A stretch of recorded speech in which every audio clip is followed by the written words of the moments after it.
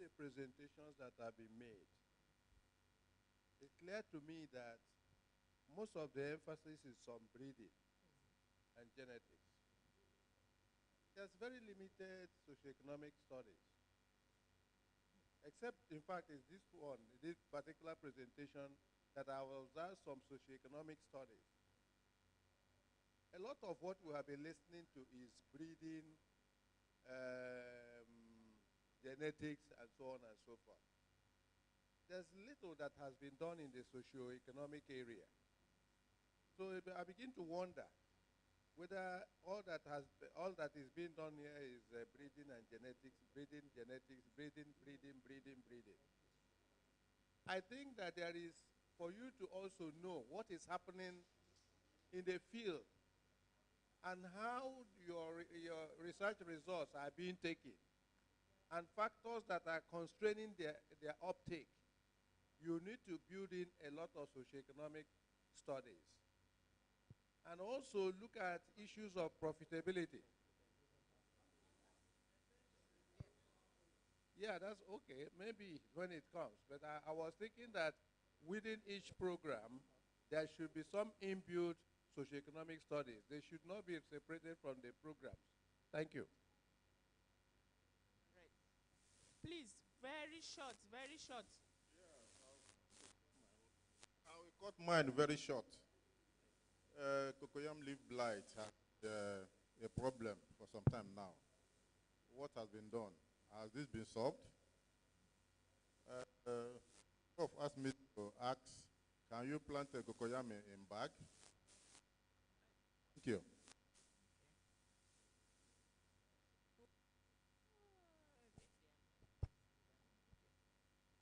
Okay.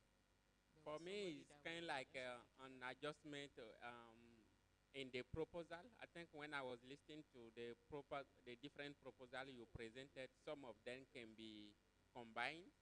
So when you are talking to probably some proposal to be only conducted in either Delta or Anambra, I think all of them can be merged together to have a very sound proposal. That is my own contribution. That way, yeah. There. Yes.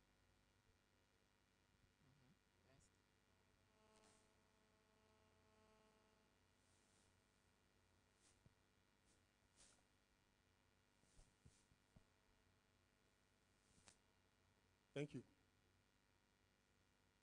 My name is Ndobese Alison Oguna.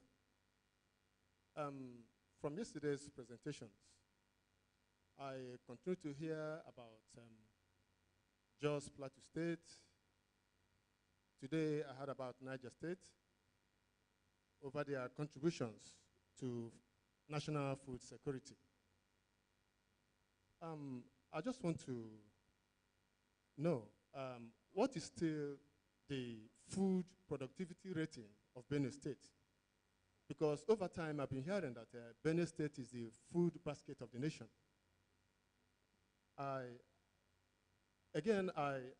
In layman's language, what is molecular breeding? Thank you. Right. That's the last question. So please, Dr. Samuel, give elevator pitch answers. Yeah, I think most of the things, the contributions I have here are comments. The first one by Dr. Mrs. Anedu is asking what proposals we have to consider planting taro under shades and to also see the effect on taro leaf blight. Yeah, so we are looking at that, It's an integrated approach we are doing this year, to ensure that we really fight taro leaf, because it will be a breakthrough for the farmers, because that will now mean more money in their pockets, because they produce and the thing will do so well, like we observed even in our institution last year. But at a time where you will need to do more work, the leaf blight will come. So we are considering that integrated approach, looking at both planting under shade. But again, I want to also observe that it's going to be cost intensive. So the kind of massive production we are doing can only be done in open field. We don't have that system where we'll have trees and all that planted, but going forward, we'll look at that because we must do everything to combat thoroughly blight. That of Professor Njoko is a comment, and Prof, like you observed, we have a lot of socioeconomic work. Thank you so much for that, sir. From Dr. Sumoga, also asking what has been done as touching thoroughly blight. Serious work is going on that, and we are not relenting as a program. We are advancing in breeding work to ensure we combat it. We have not gotten there, but we are on the way to success. Then from Agri, your comment is well taken. The last one is from DBC, if I'm not, about the food security status of Benue State. Is that? Okay. So I can't speak to that standing here. Maybe after now we can meet and then we'll be able to because of time. Thank you so much, Mr. Chair.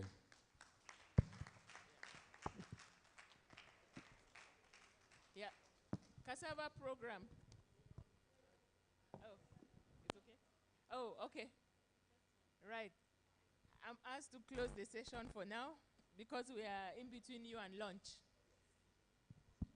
So let's give a round of applause for the presenters for this session. Thank you so much, Madam Chair, for that beautiful job you did. I want to recognize in our midst the National President of Agricultural Society of Nigeria, Professor Jude Mbanaso. Is that how to support our own? Professor Jude, you're welcome. Right now, the time is saying is food o'clock. And we are going to go for lunch, and then by the time we'll come back, I'm sure we'll rectify. Oh, great. It's already rectified. So as usual, there are people that we go to Edie's office for lunch, and we know them, we'll direct them as appropriate. And all the other directors, assistant directors, coordinators, and all the people from our outstation, our invited guests, and yes, all the invited guests will go upstairs for their lunch. Our very revered retired directors, Dr. Nwuzo said we should call them elder statesmen. So I will direct you where you're going to have your lunch as elder statesman. We have respect for seniors. It's not easy to be a senior because someday I will be a senior. So when I accord you that respect, it will come back to me. So the rest of the people, please remain here. You will be served. Please remain here. You will be served. And the people that will go upstairs, we have already given them a meal ticket. So we want things done orderly. All our distinguished guests, please,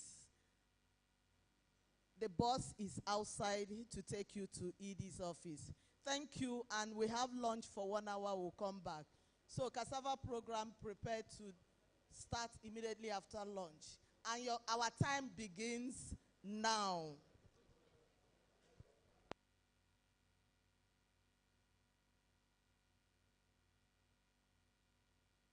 Hello. Hold on a bit, please. Edie has directed. Hold on a bit, please.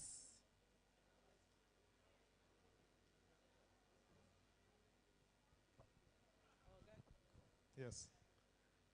Hello, everyone. Good afternoon. I want to especially welcome our president of the Agricultural Society of Nigeria, Professor Mbanaso. Please come and just 1 minute say hello to our people. Can we welcome him with a round of applause? Thank you, my ED. I want to use this opportunity to thank the ED and the chairman and the level of transformation going on here. If you are coming here, if you didn't take time, you will miss the road.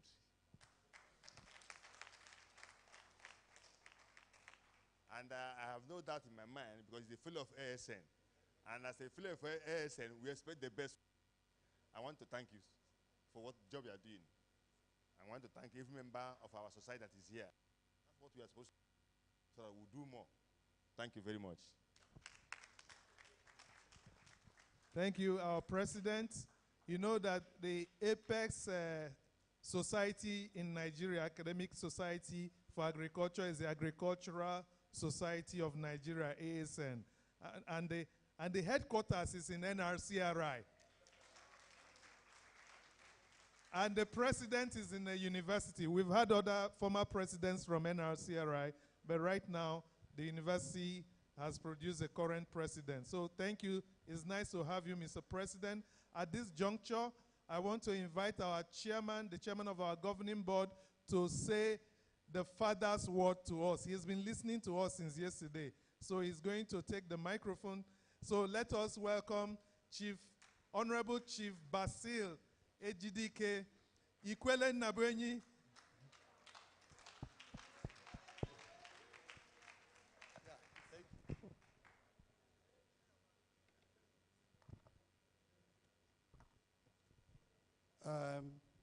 Thank you, the ED. And of course, to the last but one speaker, the president of, is it agricultural?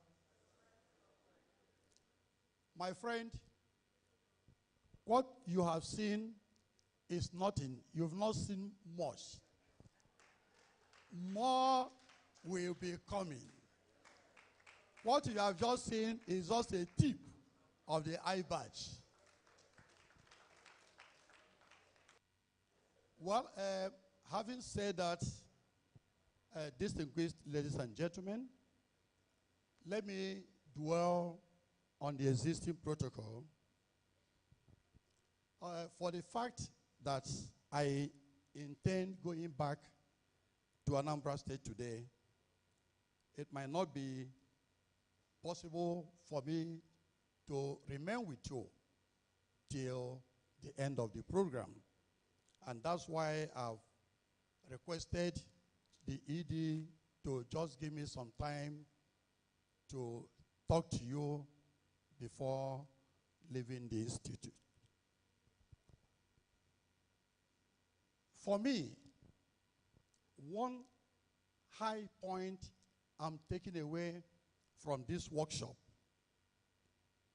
is the participation of the older scientists of this institute.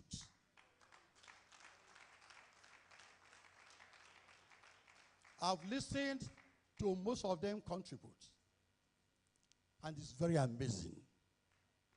Having such experienced hands, though they've done their own, but they still find time to come around to ensure that the institute continues to move ahead. So I commend them so much. So the implication is that where you have a cross-pollination of ideas coming from the older scientists and the younger ones, of course, what we expect will be a kind of an amazing thing. So for the older ones, I commend you so much and hope you will continue to maintain the trend. I'm also happy my uncle, the former ED, Chief Mike Ikwele, is also here. You're welcome, sir. You're welcome, sir.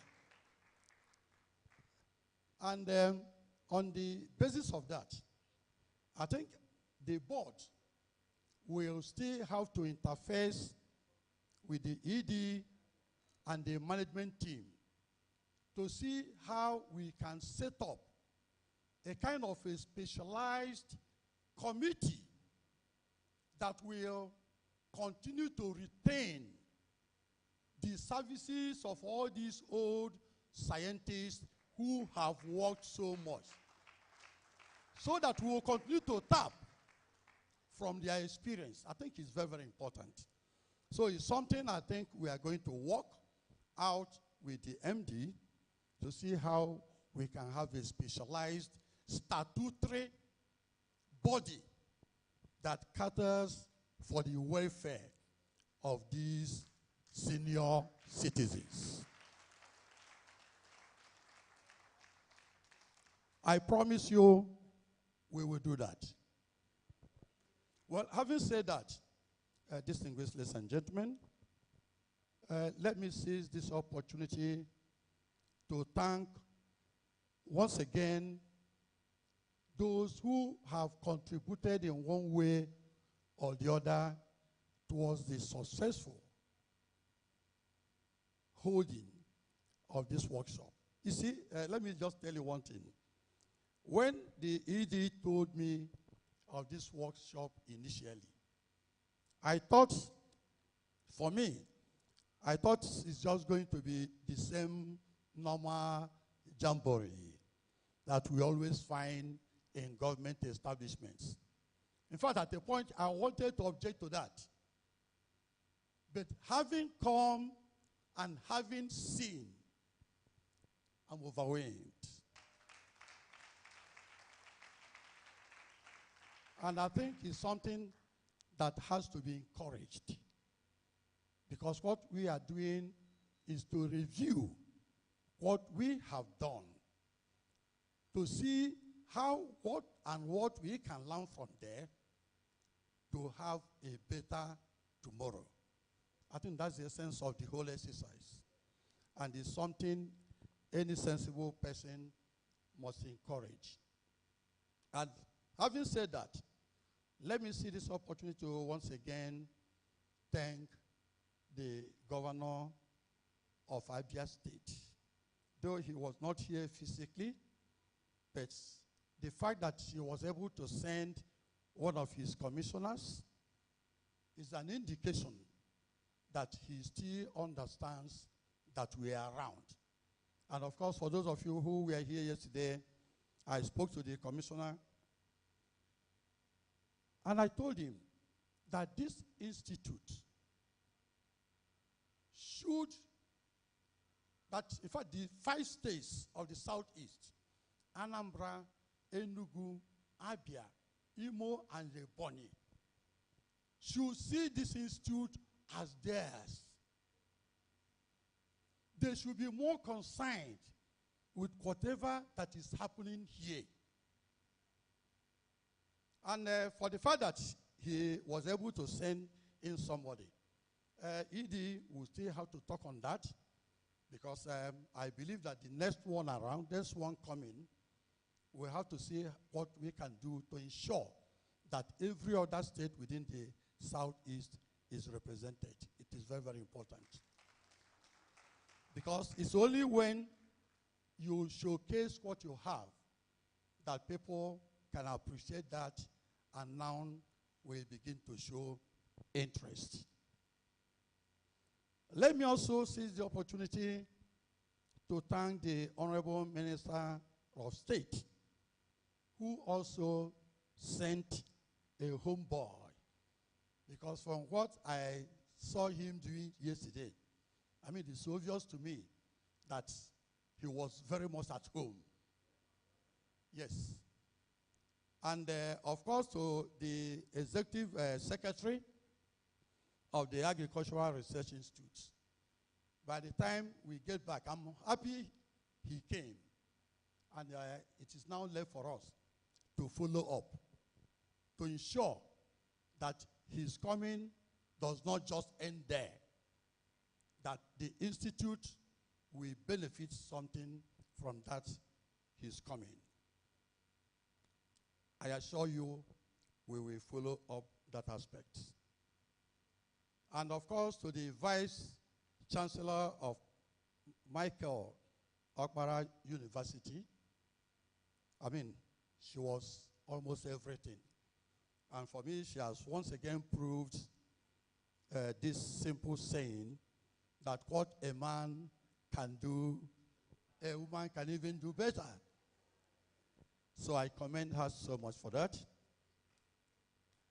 And of course, to other development partners and other special guests who came around to stay with us to ensure that this workshop turns out a very successful one.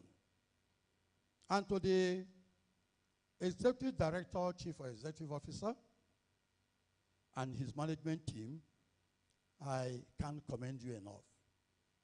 I think you are quite on it. The workshop has been a very successful one.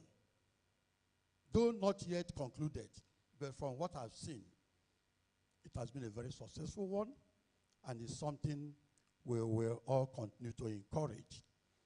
Except maybe with time, we will now have to sit down and begin to look at some other things to find out whether we'll continue this on a yearly basis or make it a kind of a biannual, thing. So that more force, more resources will also be devoted to that. But as for the aim and objective, is something that has to be encouraged. And of course, to the organizers of this workshop, they've been very fantastic, very tremendous. I commend you so much.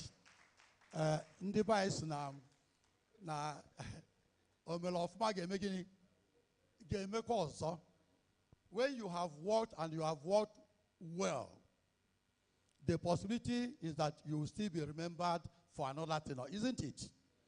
That the reward for a good work is what?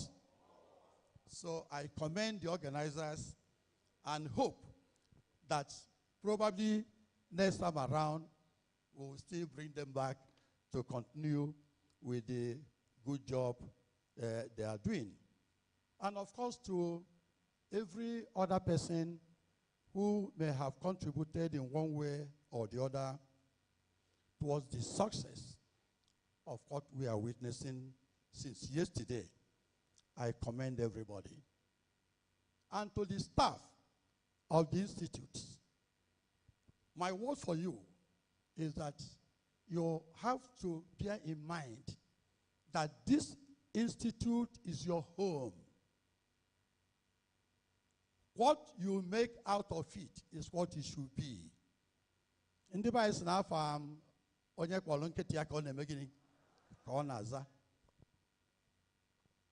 if you recognize the fact that if we are able to have a progressive research institute, it will not only benefit you, it will also benefit your future offsprings. I'm happy that some of you who are here also happen to have some of their younger ones equally here. So what it means is that the institute will continue to outlive each and every one of us. So please, this saying that the way we make our bed is the way we lie on it, I want that to be applied when it comes to the issue of making this institute work and work for each and every one of us.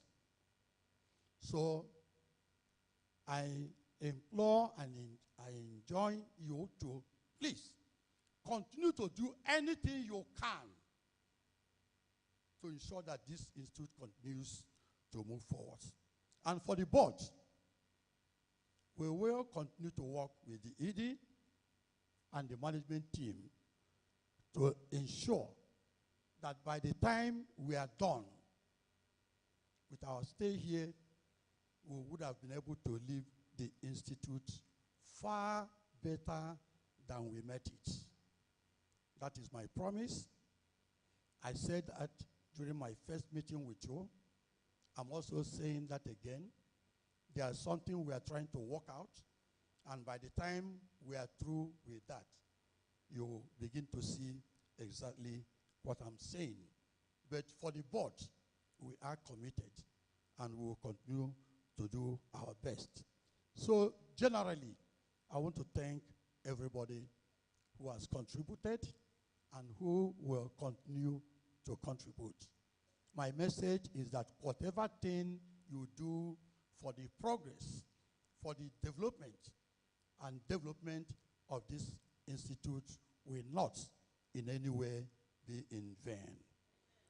I commend you and pray to the Almighty God to continue to guide us, to continue to protect us, so that the one coming later will be far better and greater than this. And that is our prayer in Jesus' name.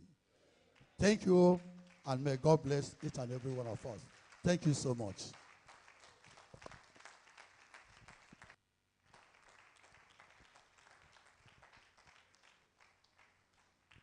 Thank you very much, sir. You know, when the father has spoken, it's difficult to say, add anything else. It appears the workshop is over. But it's not over. The chairman says it's not over. But he has left us with some words of wisdom to go with and some encouragement, like fuel to continue the journey. 2026 is still very young. We entered the second half yesterday. And it also marks the entry of our planting season. You see the rains. Everything is aligning in our own favor and in our best interest. Amen. Thank you very much, Mr. Chairman. And your children have heard you, and we are going to continue to do like you said, and you are advising us.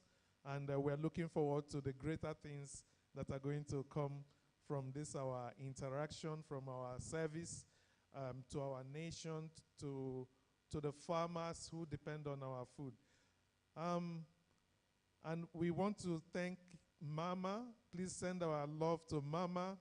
I think somebody has something to give to her on behalf of the Institute. So we will see her off camera. We thought she would be here to really appreciate her. But we appreciate her for the good job she's been doing, making our chairman look like a young...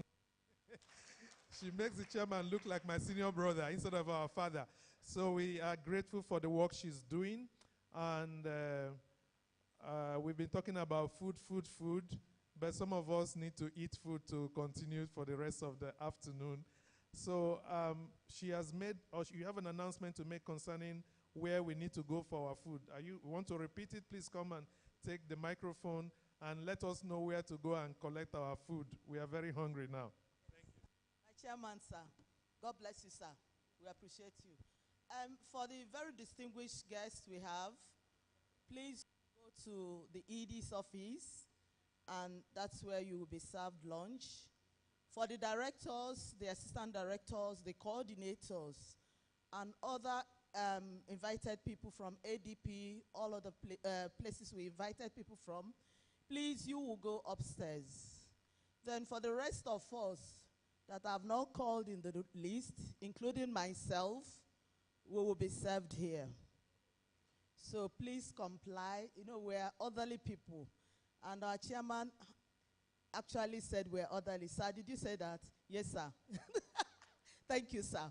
We're very elderly people, and we do things with order. So thank you very much. The chairman and executive director and the other distinguished guests will now leave for lunch accordingly.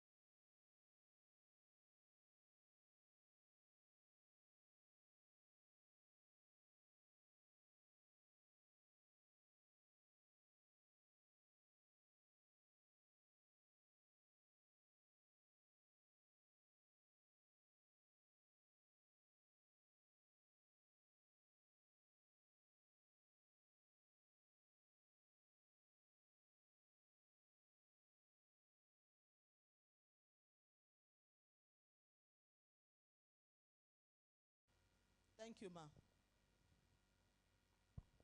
Thank you, ma.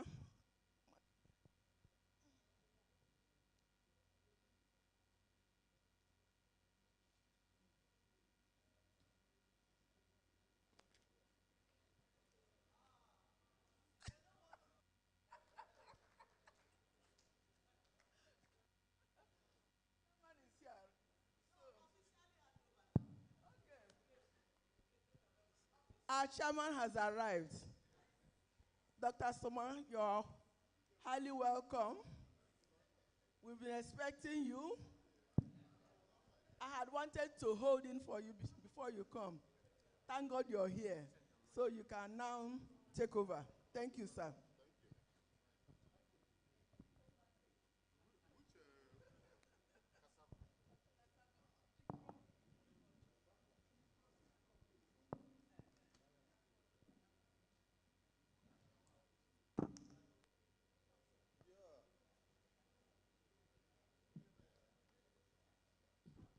Hello. Good afternoon, everybody. I hope we ate very well. So we will run fast and round up the remaining program before us.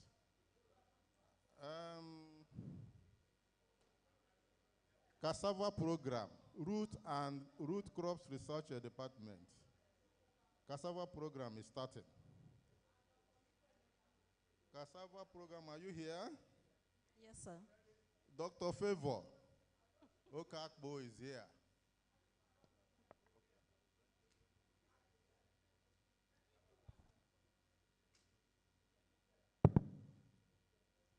Yeah, Cassava program coordinator, please take over. Thank you so much, sir. Good afternoon, everyone. Who are the rapporteurs here with me?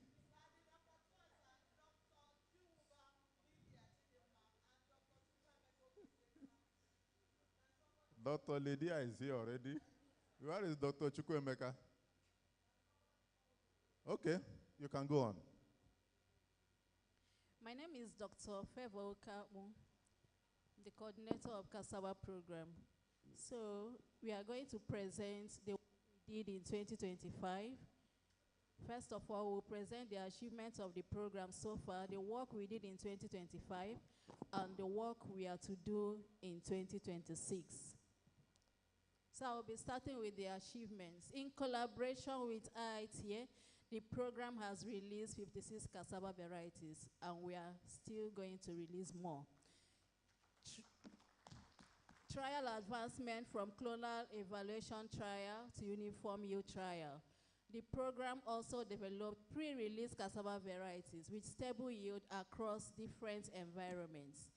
The program has also trained farmers in Abia State on best bet agronomic practices for cassava production.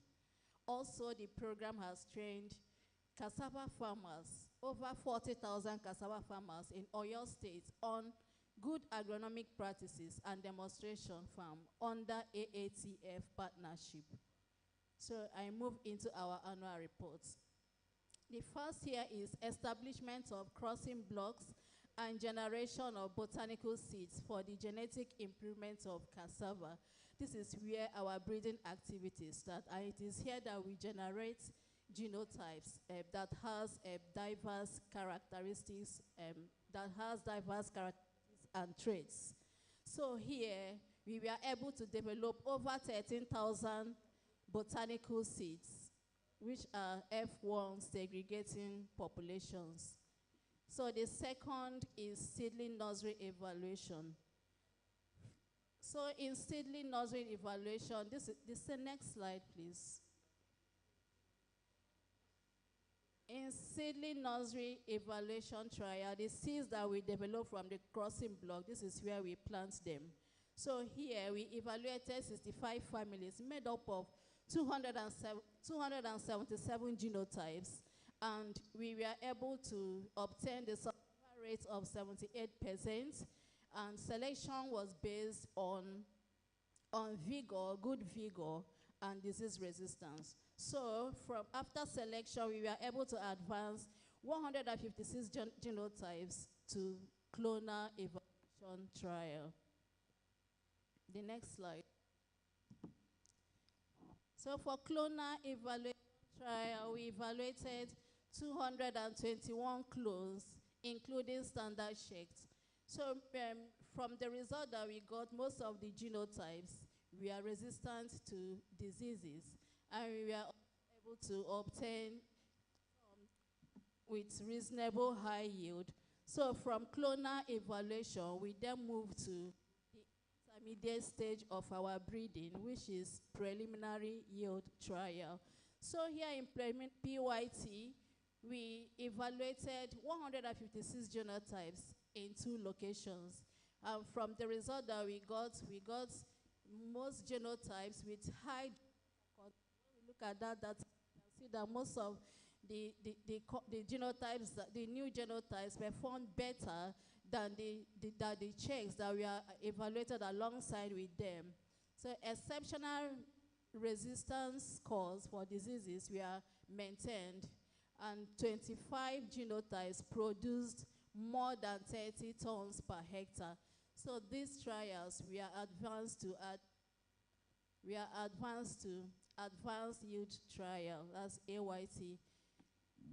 So in advanced yield trials, we evaluated 47 clones across 2 AYT sets, together with the standard checks in three locations.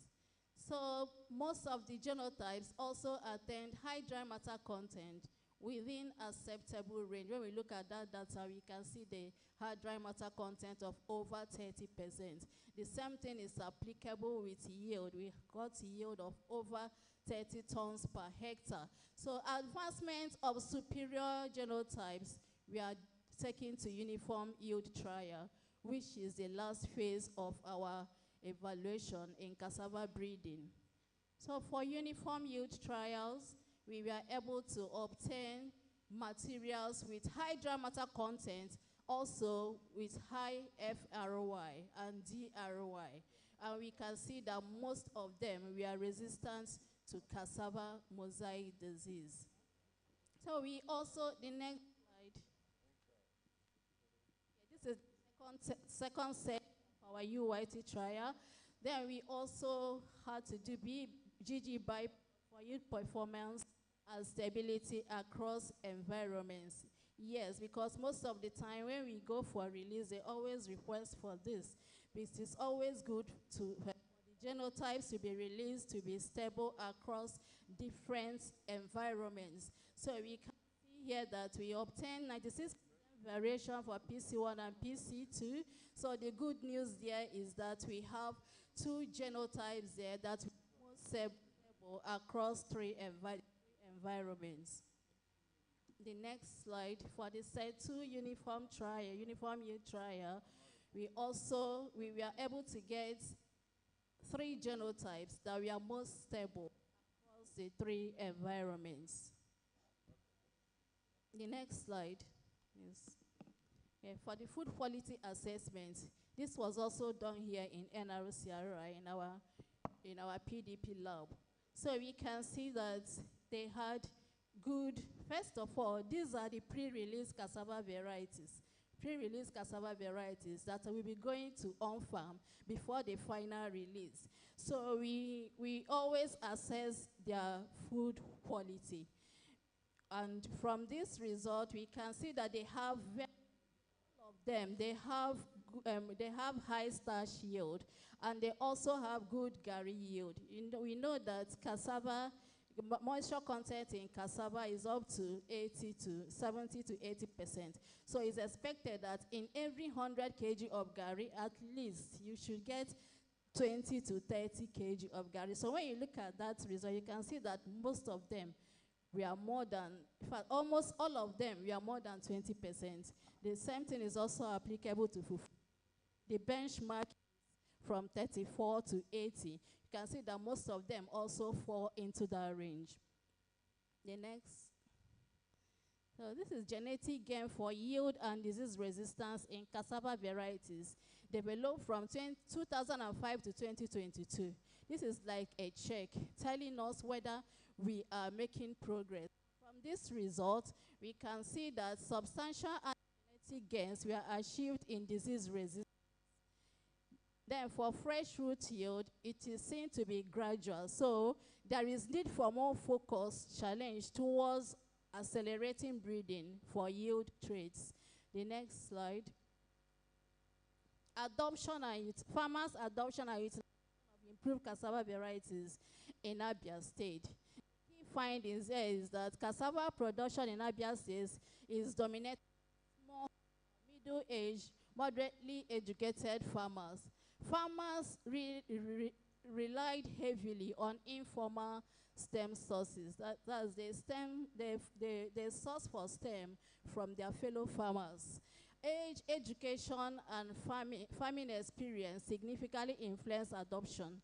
Then the key achievement is that we were able to strengthen extension and nutritional campaign just towards improving awareness and acceptance of yellow root cassava, because most of the time farmers, they don't really utilize this yellow root cassava. So from this result, we are able to sensitize the essential workers for more awareness so that they will start utilizing the yellow root cassava varieties. We now move to our 2026 proposals. The first is genetic improvement of cassava. Those are the activities: establishment of crossing, seedling nursery evaluation, clonal evaluation trial, preliminary yield trial, AYT, UYT, and Nrcri. The objectives are to develop high-yielding, good food quality tests and disease-resistant genotypes, to evaluate those improved genotypes and select the most promising types that meet different demands, to register, release, and deploy new varieties for commercial use. The next slide. Evaluation of S1 cassava genotypes in multi-environments for high-yield disease resistance and dry matter content. To assess, the objectives are to assess the yield and yield components of S1 cassava genotypes across 3 locations and their resistance to major diseases prevalent to each environment, to identify stable and superior genotype for advancement or release. The next slide. Stage-wide genetic variance attrition in cassava breeding, implications for long-term genetic gain and diversity optimization. The objectives are to estimate genotypic variance, phenotypic variance, and broad sense heritability at each breeding stage, compute genetic coefficient of variation across stages, and determine variance retention ratios between successive stages. Then the last objective there is to assess whether early stage selection intensity is reducing long-term diversity. The next slide. Early generation selection efficiency in cassava. Evaluate predictive ability of PYT for AYT trials. To estimate rank correlation between PYT and AYT, to compute realized selection gain and determine selection coincidence, to assess predictive strength of early selection. The next, okay. Knowledge status on disease control practices among cassava farmers in Southeast Nigeria, implications for extension delivery. The objectives are to identify the major cassava diseases in the study area and ascertain cassava farmers' knowledge on control measures of the identified diseases. Second, to identify the constraints working against cassava production in the study area. Cost-benefit analysis of improved cassava varieties for smallholder farmers in Abia State, Nigeria, to estimate the costs and returns of cultivating improved cassava varieties compared to local varieties. We also want to assess the profitability and economic viability of improved cassava varieties, to identify factors influencing the adoption of improved cassava varieties by smallholder. Investigating the impact of post-emergence herbicide on the nutrition composition and safety of cassava roots for consumption. We want to quantify the impact of herbicide residue on proximate composition and anti-nutrients. We want to detect and quantify herbicide residues in harvested roots. We also want to determine the performance and root yield of the cassava varieties. The next slide. Effect of tillage practices and time of planting on growth and development of cassava variety in Igbariam, Anambra State. So, objectives: to determine effect of tillage practices on growth and development of cassava variety. To determine the effect of time of planting on growth and development of cassava variety. To determine influence of tillage practices and time of planting on growth and development of cassava variety. Feeding preference and impacts of variegated grasshopper infestation on different varieties of cassava yield and quality in the Guinea savanna. We are going to assess the variegated cassava impact, the extent of damage caused by the grasshopper on different cassava varieties. And we also want to know whether there are cassava varieties that are not affected by this grasshopper attack. The next slide. Differences in photosynthetic capacity in diverse cassava genotype due to defoliation. We are to identify genotypes for establishing the baseline for genetic engineering. Understand the impacts of defoliation on photosynthetic capacity of diverse genotypes. Establish the relationship between photosynthetic traits and yield in cassava. Next. Impact of shading on photosynthetic capacity of diverse cassava genotypes. The objectives are to identify genotypes for establishing the baseline for genetic engineering, to understand the impact of leaf shading on photosynthetic capacity of diverse genotypes, to establish the relationship between photosynthetic traits and yield in cassava. The next slide. Impact of zinc limitation on photosynthetic capacity of diverse cassava genotypes. We are to identify genotypes for establishing the baseline for genetic engineering. Understand the impact of zinc limitation on photosynthetic capacity of diverse genotypes. To establish the relationship between photosynthetic traits and yield in cassava under such growing condition. Development of cassava peel biofertilizer for enhanced soil fertility and crop production in cassava maize intercrop.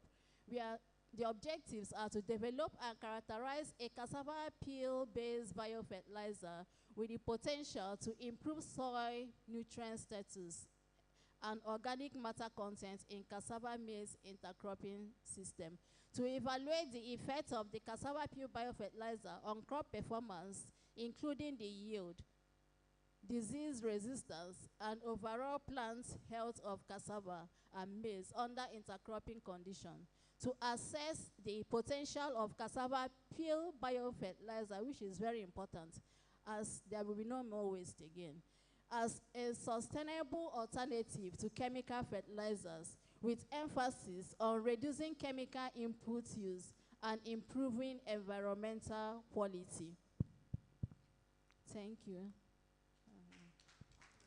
Thank you very much, Dr. Favor. You kept to time. Thank you so much. Presentation, 10 minutes. Proposal, 10 minutes. Reactions, 10 minutes. So each program, 20 to 30 minutes. Gentlemen, cassava scientists, you are all here. Hello. Almost everybody here is a cassava scientist. You have worked in one way or the other. This is the time for reaction. 56 cassava varieties in place now. Are they all over the place? Are there 56? Including the new ones. Are we seeing them in the field? Yeah, I'm happy that cost-benefit analysis is being done in Abia State. I know that this study has been done before in this place. We are still doing a cost-benefit analysis of cassava production in Abia State. Okay, maybe to update on the one we had before. I'm also impressed that the work has extended to the Guinea cassava. A lot of proposal by Dr. Joy over there. So that's a good one. So gentlemen, the floor is open. You have a question for the cassava program? Dr. Zulike first. Number one. Dr. Chendu, number two. Who again? This light is reflecting. Dr. Nrcri. Somebody is there at the back, a lady. Who? Can you? No, you. Can you identify yourself? Dr. Susan, okay, number 4. Any other person? Only 4 people. Dr. Muzabi? Dr. Muza is there, 5. Yeah. Please, who has the mic? Give to Dr. Zulike first. So you take down the questions. Thank you, Mr. Chairman. My first question is just simple, or well, comment. Over the years, I think this has been corrected. The spelling of Gary, I saw double R, where grade it should be single R. Did you hear me? And did the floor hear me? It was corrected to single R, not double R. Again, experiment on using cassava peel, and one of the experiments. My worry is, if the experiment or you get the result properly, will people have enough cassava peel to put on their farm so that if they are adopted by farmers, taking into consideration we are from villages, we know the amount of cassava peel that comes from families, we don't get enough to adopt this result. Thank you. Thank you very much, sir. Gary is 1 R, not double R. That has been corrected in the past. Number 2. Who is number 2? Myself? Yeah, Dr. Chendu. Yeah, my comment is just like we had pointed out earlier in the day. There is the need for people to go back and look at what has been done in the past, even in cassava program. That's number 1. Number 2, I want to know if there is an entomologist now in the institute. Is there one? Because I can see an experiment on Zonosaurus variegatus. Whoever is carrying out that experiment to go back and look at the books. It will be very necessary so that the person doesn't try to reinvent the wheels or go over things that have been done in the past. These are just my comments. Thank you very much, sir. Dr. Joy, do you have an entomologist in your Nyanya office where you are proposing it? You have to answer that. Number 3. Who is number 3? Yeah.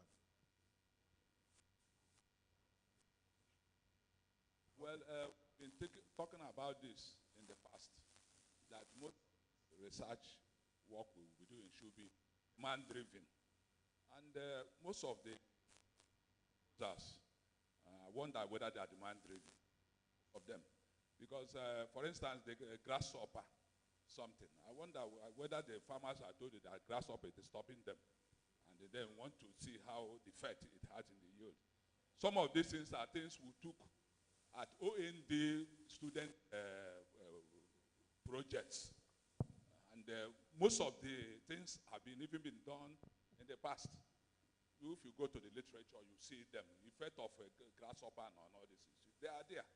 So if it is better for us to have 3, 4, 5 strong proposals than having proposal field everywhere, except it is OND project that we want to cooperate. Yeah, thank you very much.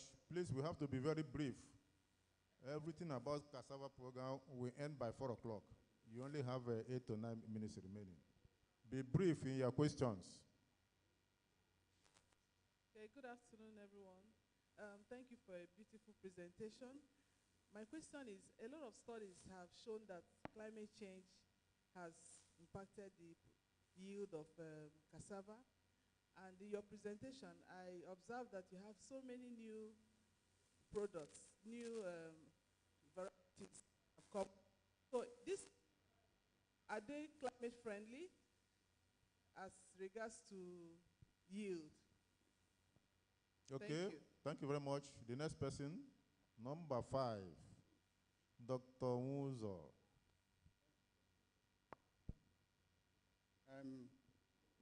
Simple. They work on cassava yield determination under shade. Under shade. You have to be careful about that because you have to select environment that would produce enough shade. And then maybe after the environment, by side, you put in your control to compare the two. That is one. I have to say this, please. I'm begging, I'm requesting. It's out of cassava. What is the difference between taro, dania, and one other name? When cocoyam presented, we had taro, cocoyam. Is taro not the same thing as cocoyam? So we want that cleared. Chairman, you are capable of asking taro people to answer the question. Okay. You need to answer that. Number 6. You need to provide answer to that. Who next? Nobody. It's me. No, this is Richard Ofe. Thank you for the presentation. I might have missed it, but I wanted to find out from yesterday's presentation from the lead speaker, the value chains and the impact on the economy and things. How are you linking well with the seed system, with Umudike, with the proposal that you have written? Because I couldn't see a link there, but if you can explain if there's a link in working with just beyond the breeding to the next stage to be able to get to where the consumers will benefit from the breeding program. Thank you. Thank you very much. I didn't hear anything on the seed system. The whole project funded by the Gates Foundation is on the seed system. And it has a dovetail into the procedure. The person in charge is here. Okay. You people have to answer that. Any other person? No engineering? Nothing.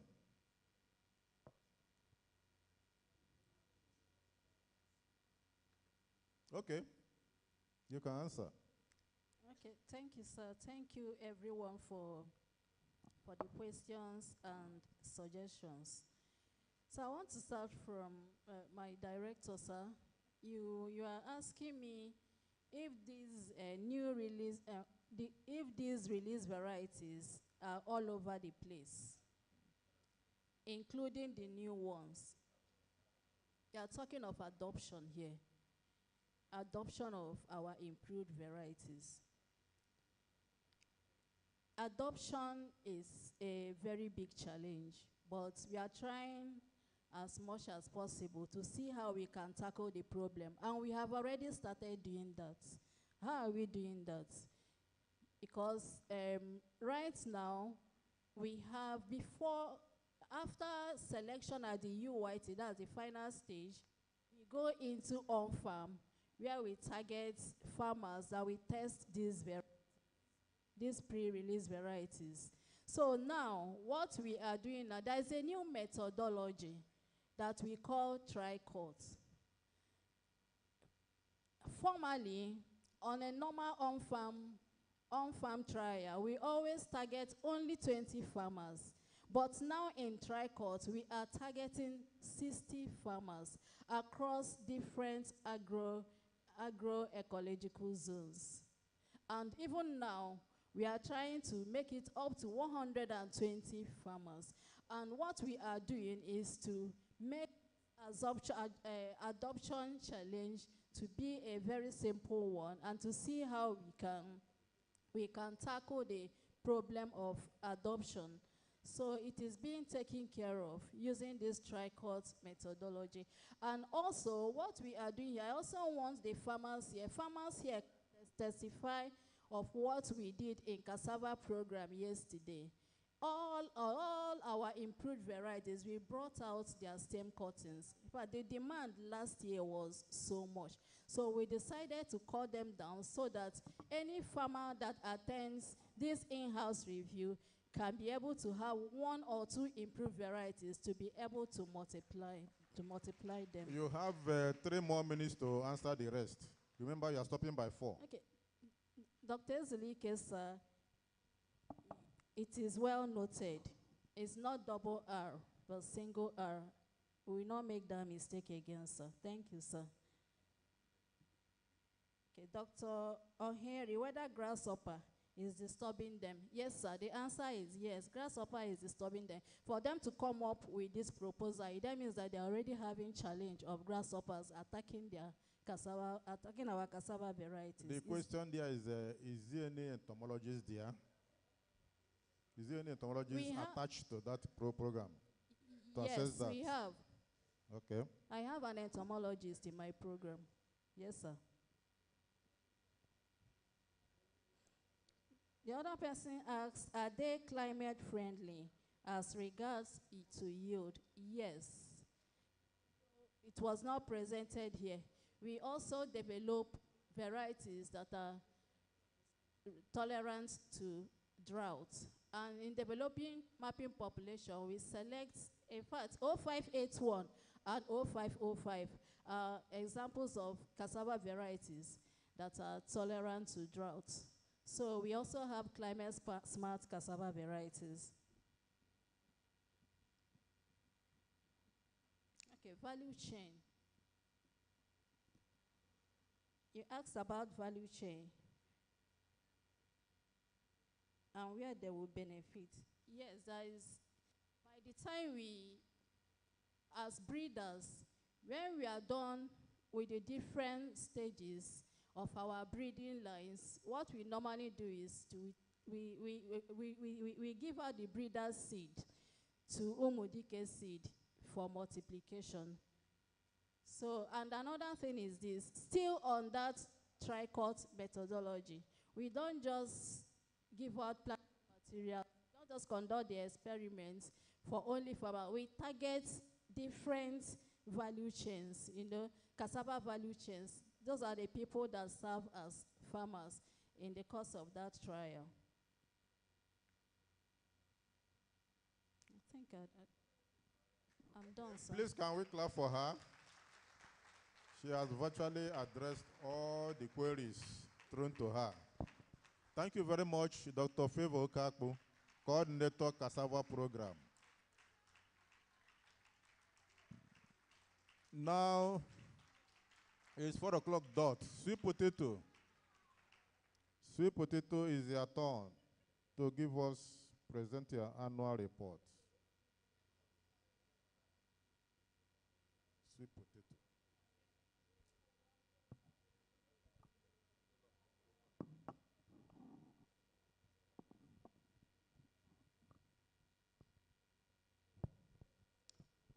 Mr. Chairman, and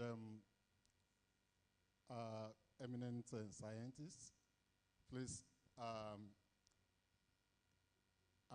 stand here to quickly present the annual report for Sweet Potato Program. My name is Dr. Solomon Afuakpe, the coordinator of the Sweet Potato Program.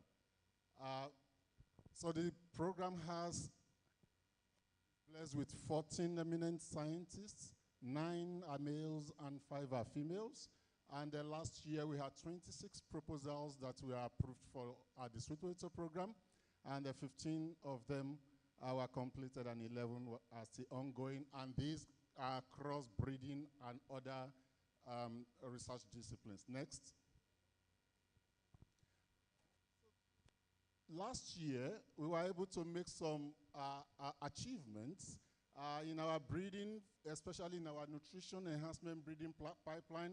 We have currently over 100 advanced lines that are both purple-fleshed and orange-fleshed. And so in the next 1 or 2 years, we are thinking of releasing even the first purple-fleshed sweet potato for Nigeria.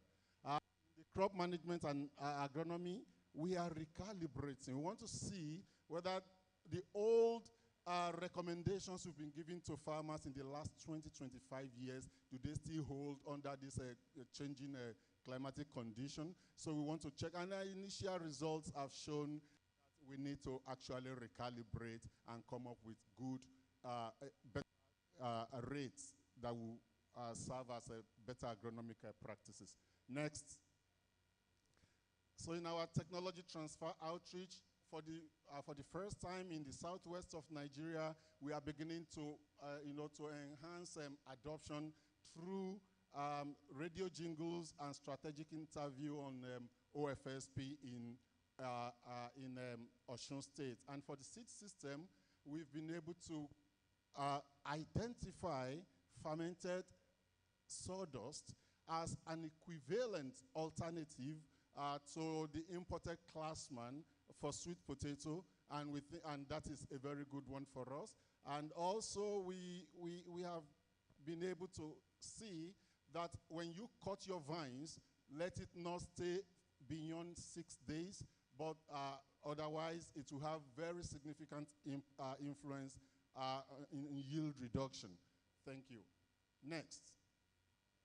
Now for our goals for 2026. Breeding, we are advancing our breeding pipeline to develop varieties. For agronomy, we are optimizing the sweet potato best practices to come up with new recommendations. Soil health, we are developing strategies towards improving soil fertility and health for enhanced productivity. And our seed system is also being taken care of. Our idea is to continue to develop strategies for the production of high-quality vines for enhanced productivity. So quickly, annual reports. For our breeding, we will be reporting on our hybridization activities, seedling evaluation, clonal evaluation, preliminary yield trial, and advanced yield trial. Next. So for the development of our crossing block, for the first time, we can now say, yes, our breeding is now above average, and that is a significant leap from 0 when I came to the Institute to where we are now, that we are beginning to compete even with very big breeding platforms across the world. Last year, we generated over 14,000 botanical seeds for the first time, and that is across 28 families. Next. Our seedling evaluation activity, when you look at that ring there, that is for the purple flesh and the orange flesh. So in our work last year, that is for figure 2 there, in our work last year, that shows the number of materials that we have selected that will be moving forward for our biofortification pipeline. The orange flesh and the purple flesh, now we have over close to 700 genotypes. And when you look at that picture that I call the superfood, that is one thing I want to leave with the Institute. By the time in the next 3, 4, 5 years, we should be saying that Umudike has developed, for the first time, we have not heard it anywhere, genotypes that are combining both purple flesh and orange flesh in one genotype. Next. And the materials we evaluated, you see the commercial root weight shows us the potential yield of these materials. And from my own estimation, they range from anything between 20 tons per hectare to 90 tons per hectare. And one of it is the picture you are seeing that I'm holding. So that shows that our breeding is moving forward. Next. Evaluation of sweet potato progenies for drought. This was carried out in Abuja, where our drought breeding is happening. And 3 genotypes were used. And these materials were across 10 families.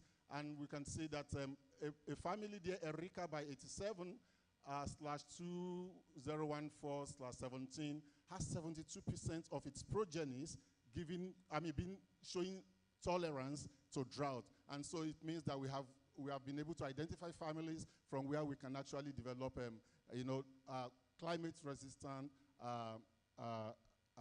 genotypes for sweet potato. Next, for clonal evaluation trial, this was done in 2 locations, and using 150 materials. At the end of it, we've been able to identify 35 genotypes with real yield range of 20 to 79 tons per hectare, and these are resistant to SPVD, and also they are resistant to SPVD, and they also give you very big root tuber size, which is what the market wants. They are also very, like I said, they are very resistant, and the yield is also very good. Next. For our preliminary yield trial, we have many of those materials you are looking at. When you look at the root yield, they are actually performing better than our checks. And these materials are both orange and purple and white. So we are hoping by this year, we should be able to move a lot of them to the AYT, the Advanced Yield Trial, and in the next 2-3 years from now, we should be able to release new varieties for the Institute from these materials. Next. Next. Okay, for the seed system, our adaptation of semi-autotrophic hydroponics, SAH, to sweet potato multiplication in early generation seed production. This is what I highlighted as one of our achievements for last year. When you look at the sawdust there, it is amenable to even the orange flesh, the purple flesh, and the white flesh when you consider it with Classman. So, and what this shows us is this is locally available material, and by the time everything is perfected, we should not be using Classman for SAH in sweet potato. Next. For the influence of storage, duration of sweet potato planting material on sprout count, this was also highlighted. When we look at the means, you'll see that anything above, 6 days, yield is significantly reduced. The data that is not, that I can't show there because of time, and this is the one on Vigor. That one, don't even let it reach 6 days. It should not be more than 4 days after cutting if you want your sweet potato plants to be very vigorous. But later they recover, and so that is why for yield it is up to 6 days. But your vines after cutting should never be above 6 days, otherwise you have a significant yield depression. Next. And for the peri-urban agronomy, because we have to take care of every sector, let's go. When you look at this, evaluating the efficacy of container types and sizes for sweet potato container cultivation for urban gardening. The take home here is that the two containers, the bucket and the sack, were actually amenable, they were good, but the sack seemed to be better. And then when we look at the container volume, anything above 10 liters we do, and we give you a very good yield for sweet potato. Next. For our extension, just like I said the other time, the strategy, this activity in Osun State was to bring about adoption of OFSP. And so they tried to use a radio campaign, school-based program, health, and nutrition education, posters and banners and flyers, and then agricultural extension visits. From these results, we can see that radio campaign based on health and nutrition information, backed with posters and flyers, we actually lead to good adoption. And so we've been able to develop this strategy. So it's a combo of strategies that we have seen that will work for OFSP adoption. And when we look at the adoption rate, because they did the baseline and the follow-up, and we will see that awareness was significant, attitudinal change was significant, consumption, and also adoption. You are supposed to be ending your annual report by now. Yes, sir, it is. Next, it has actually ended, sir. So for the proposals, the breeding is always a pipeline, and so we'll go through the whole hog of from trade discovery even to release and deployment. So we have a lot of activities in our breeding pipeline. For the agronomy, we are continuing with the calibration of a sweet potato plant density and fertilizer recommendations for optimum yield and root qualities under changing climatic conditions in rainforest and derived savanna. So because these are the key areas for sweet potato production, and we are targeting them. Now for proposal number 3 is still on agronomy. We want to evaluate TrueVite as a sustainable alternative fertilizer for sweet potato, and we'll be looking at the impacts on the microbial, the soil health, microbial properties, and crop performance. Next. We also be interested in evaluating biochar that is produced from animal residues for dry season sweet potato production using the back culture in Benue State. And so the objectives will be to determine the effect of biochar on soil physicochemical properties, and also to identify the optimum biochar rate that will enhance sweet potato root production. Then for our seed system, we are developing a circular semi-autotrophic hydroponic propagation system for continuous production of high-quality sweet potato seed. The objective will be to evaluate the survival and rooting efficiency of recycled SAH system for vine cuttings, and then to compare the growth of the recycled vines and the fresh mother stock. And the idea is, will it lead to yield reduction when you continue to ratoon it on the SAH or not? And so the next one for the plant, still on plant health, is the evaluation of the efficacy of botanical oils of Jatropha and Balanites aegyptica against major insect pests of sweet potato in the northern Guinea savanna. Pest issue is a very serious problem over there, and then that is why that proposal is key to them. Enzymatic profile and nanoscale botanical inhibition of pectinolytic microorganisms associated with sweet potato root rot. Root rot is an issue, especially in Otobi and the Middle Belt, where a large volume of production is happening, and so there is a dedicated scientist that wants to look at this and use nanotechnology to tackle it. Last but not the least is reducing sweet potato sprouting in export containers using non-chemical methods, and the idea is to screen standard and modified export cartons for sprout reduction during export simulation, and then to determine the effect of non-chemical oils and extracts on root sprouting. If we are going to join the global world in exporting sweet potato, then we have to get this ready for the exporters as information. Thank you very much. Thank you very much, Coordinator Sweet Potato Program. I think you're on time. Thank you so much. Ladies and gentlemen, it's your turn to ask him questions on sweet potato. Let me ask first. Your SAH lab here, is there any solar system there for, to avoid the failures? You have a solar built in there. Number 2, the proposal you made for export of a sweet potato is encouraging. If you can break into that area, it would be nice. Thank you very much. Number 1, Dr. Chendu. Number 2, Dr. Misanedu. Number 3, Dr. Kogun. Number 4, Dr. Wuzo. Number 5, Dr. Zulike. From this side.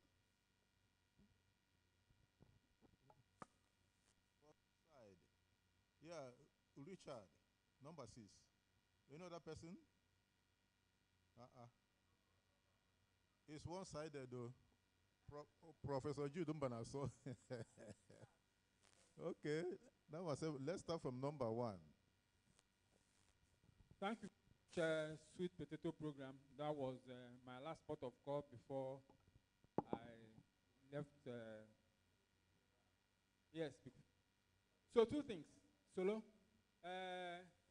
you are work on length of storage of vine cuttings, before planting.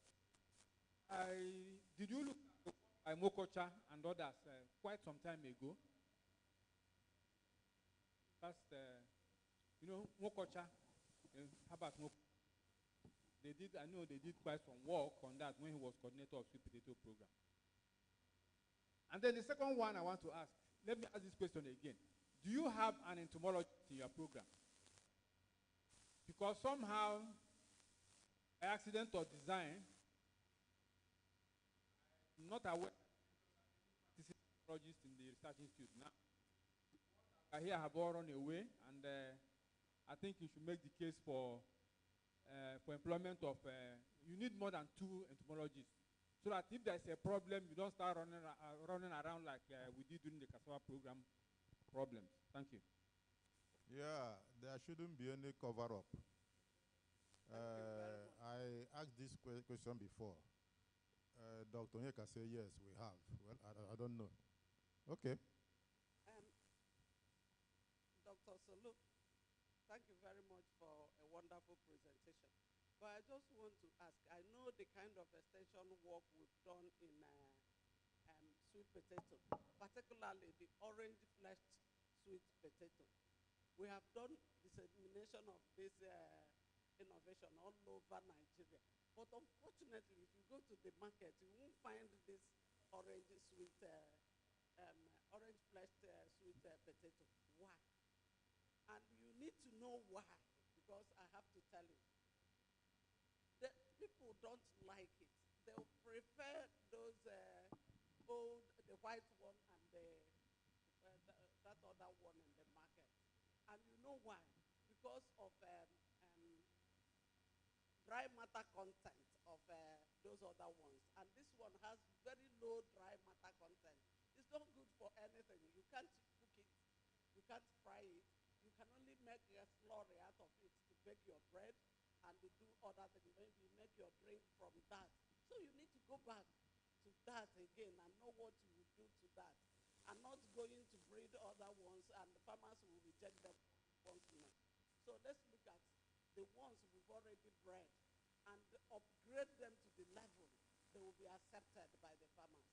Thank you very much. Number 3. Thank you, Mr. Chairman. Let me join others to congratulate Solomon and his team for good work done. I just want to comment on the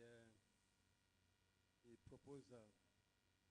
I saw where they are evaluating plant density and fertilizer application on sweet potato. I thought that is a very old work. Or are we saying that every time we have a new variety or clone that we are evaluating, we also want to find out the density that is applicable to that? So I want to find out, should we do that, or is it done once and for all sweet potato varieties? Thank you. Yeah. What is the spacing for sweet potato now? What is the spacing? Yes. Okay. How many quantity of fertilizer are you supposed to apply? Okay. Are you trying to vary the spacing now?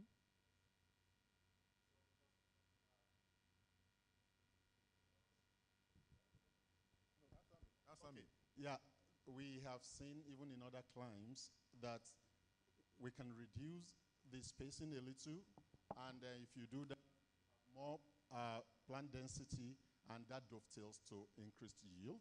So we need to test that, whether it works. A lot of these recommendations are 20, 30 years old. So we want to see whether they still hold, or whether we have to but when you now have higher density, then probably the fertilizer level also we have to change. All of them now dovetailing, so that is why it's a combo of the two. Okay, number 4. Can we have okay, Dr. Muzo. Thank you, Mr. Chairman. Solo, recall that some way back, some time ago, we brought in 55 accessions into this institute from Uganda, Tanzania, and this. Recall that. What has happened to the varieties or the entries? Because it's only orange flesh one that I've been hearing about. And the selection should not just be done for yield alone. To cut across, I remember when Okwa was alive in the YAM program. Okwa, there was material he wanted to get released. But when we subjected that material to pests and nematodes in particular, we saw that they succumbed. So the same thing should apply here. Go through the entries, those that are left, I don't know. Go through the entries and pick others. You don't just pick material because of the yield alone. You cannot produce and then within a few days, they are gone. That is my comment on this. To make sure that the entries we brought, in fact, I heard them, I brought them myself from abroad. And we started multi-locational. Remember Jude Njoko, he was doing multi-locational, which was okay. But we had selected a number of them. I'm hearing only orange flesh to potato. Please, go again, and then make sure, if you don't want to grow multi-locational or release those ones, leave them in the barn. Leave them in the barn, or your tissue culture barn. I call it barn. Leave them there. Don't just say that they are no good. They are with some Okay, sir. good attributes. Okay. Thank you very much, sir. Please, let me just use the opportunity and say that it's not for sweet potato alone. This is a management issue. You should have plant protection department where all the protectors are housed. And they should not belong to any particular program. They cut across all the programs. Please, management should take note of this. Not just pick one person and put him in one program. This one that I realize should go around. Thank you very much. Okay, sir. Director PME, do we still have the plant protection lab as we used to have? Is it still there? Are you sure? Okay. Next. Thank you, Mr. Chairman. The coordinator, there was a place you talked about using Jatropha cookers. It is not specific. You should say Jatropha cyst, because we are talking about oil. The cell produces latex. Am I right? If it does, you should say use of Jatropha cooker cyst to do the job so that people will know what you want to use. The title should capture what you want to use. Thank you. Did you hear him? Did you hear him? Okay. Next. Any other person? Question. Richard is there. Okay. Don't worry. Okay, thank you very much. Very good presentation. This is a comment. I like the way you had put the achievements within the objectives in the boxes there. Those were very good. So just keep it up. The other one is, I didn't see any challenges you had in your report that would influence the achievements of your proposals for the next year. And if they were, what are some of the mitigating strategies that you have to be able to achieve them based on what the challenges you had in the previous year? Because there was nothing like that in the presentation. Thank you. To Professor Mbanaso.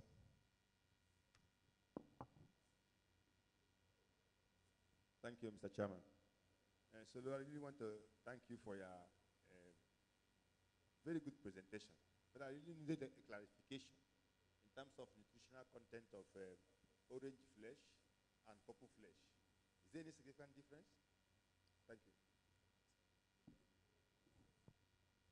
Do you understand his question? Yeah. Okay, good. Any other person? Or we give him room to answer? Sorry, the light is reflecting. Well, my coordinator, do you have a source scientist in your program? Because all things you have been saying, I don't know. I've tried to go through AI and to see what we call fermented sawdust. And you know, in our little biology, we know that if you put that sawdust, the one they produce sawdust in the system, because of low nitrogen, there will be mobilization. And I don't know how you ferment it, whether you are going to use microorganism to ferment it or chemical to ferment it. And if you do that, is such technology, is it transferable or adopted by, will it be adopted by the farmers? Or do we have fermented sawdust in Ubudike? So when they ask, we can now give them. So you need to do something that is demand-driven, things that you can now transfer to the people that will use it. Thank you. And most of the things, like some of this, although it may take a long time, the science is still science. We know that nitrogen is still nitrogen. So there are some of these things that are basic research, which like planting date, spacing. Most of those things are not something you can, become a part of key research. Something it can be incorporated in other, proposals as part of it, not as a specific thing. This planting distance. We have passed many 20 or 30 years ago. Okay. Thank you so much, Dr. Henry. Okay. Now, Dr. Fuakwe. Okay, thank you, my Address the issues. Thank you, Mr. Chairman. I will start from the last one. Actually,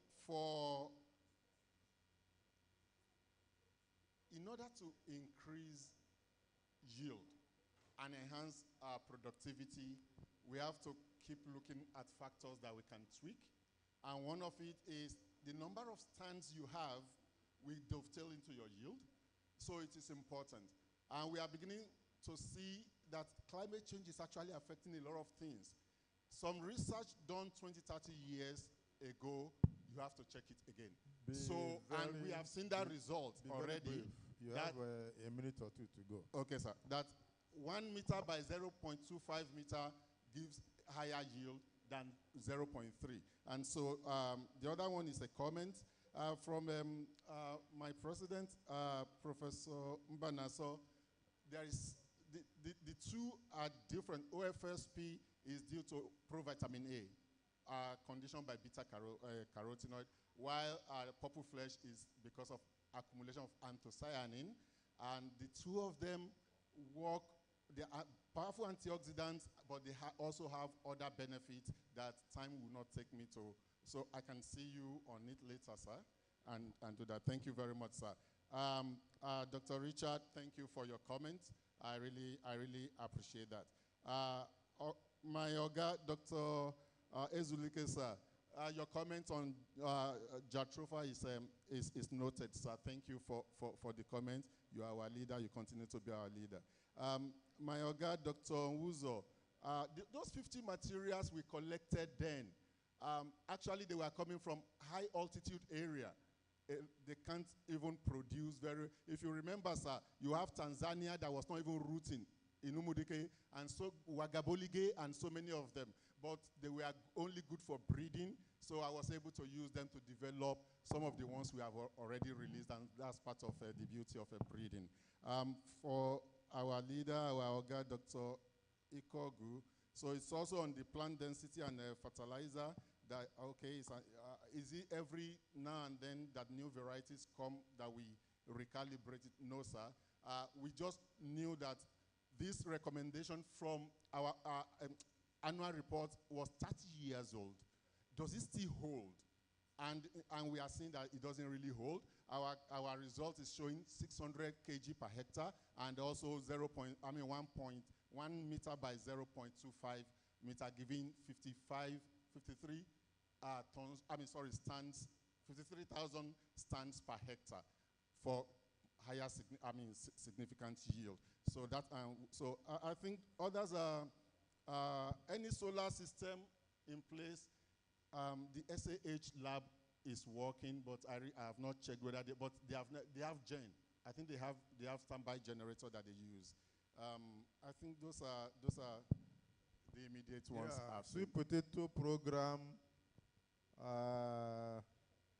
The institute should please, Dr. Amadi is here. I can't see the director of PMA. We need an entomologist. Employ one. We need a nematologist. Please. And put in place plant protection lab. Very important. Thank you very much. Can we clap for sweet potato?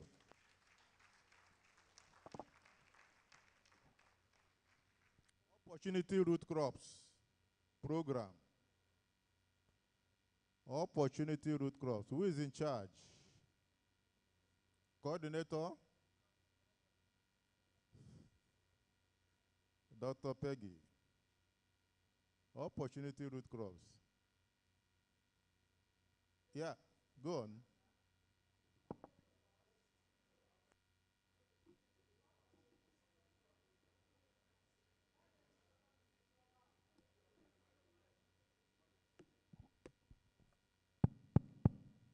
Please, can we have calm in the hall?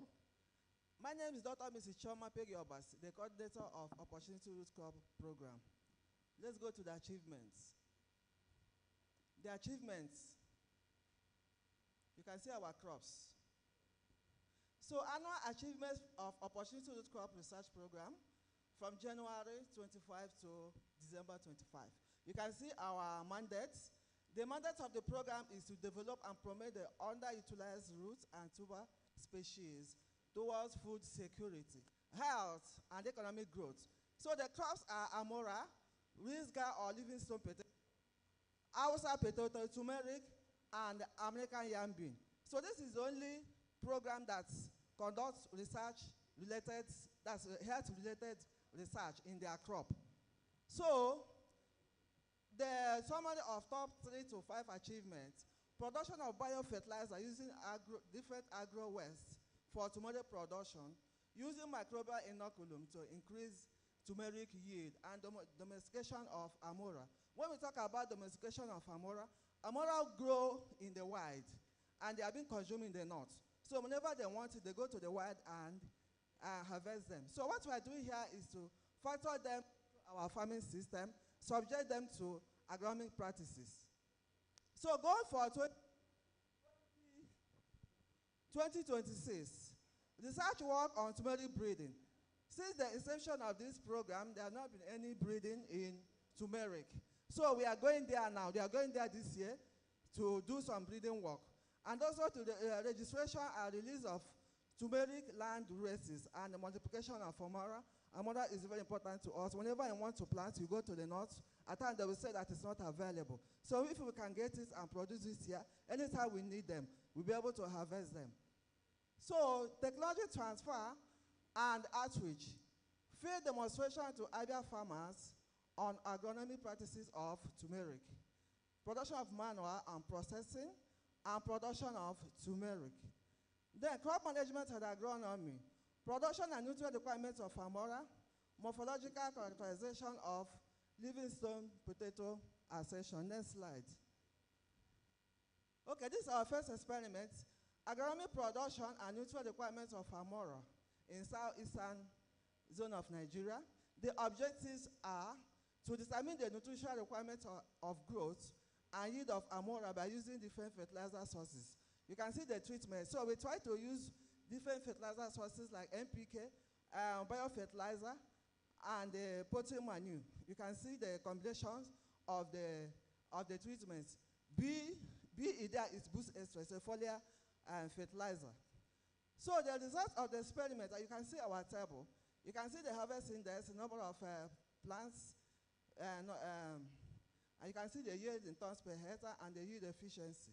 So you can see that amora, combination of amora and NPK, and amora NPK and the poultry money gave the highest yield in 2 years.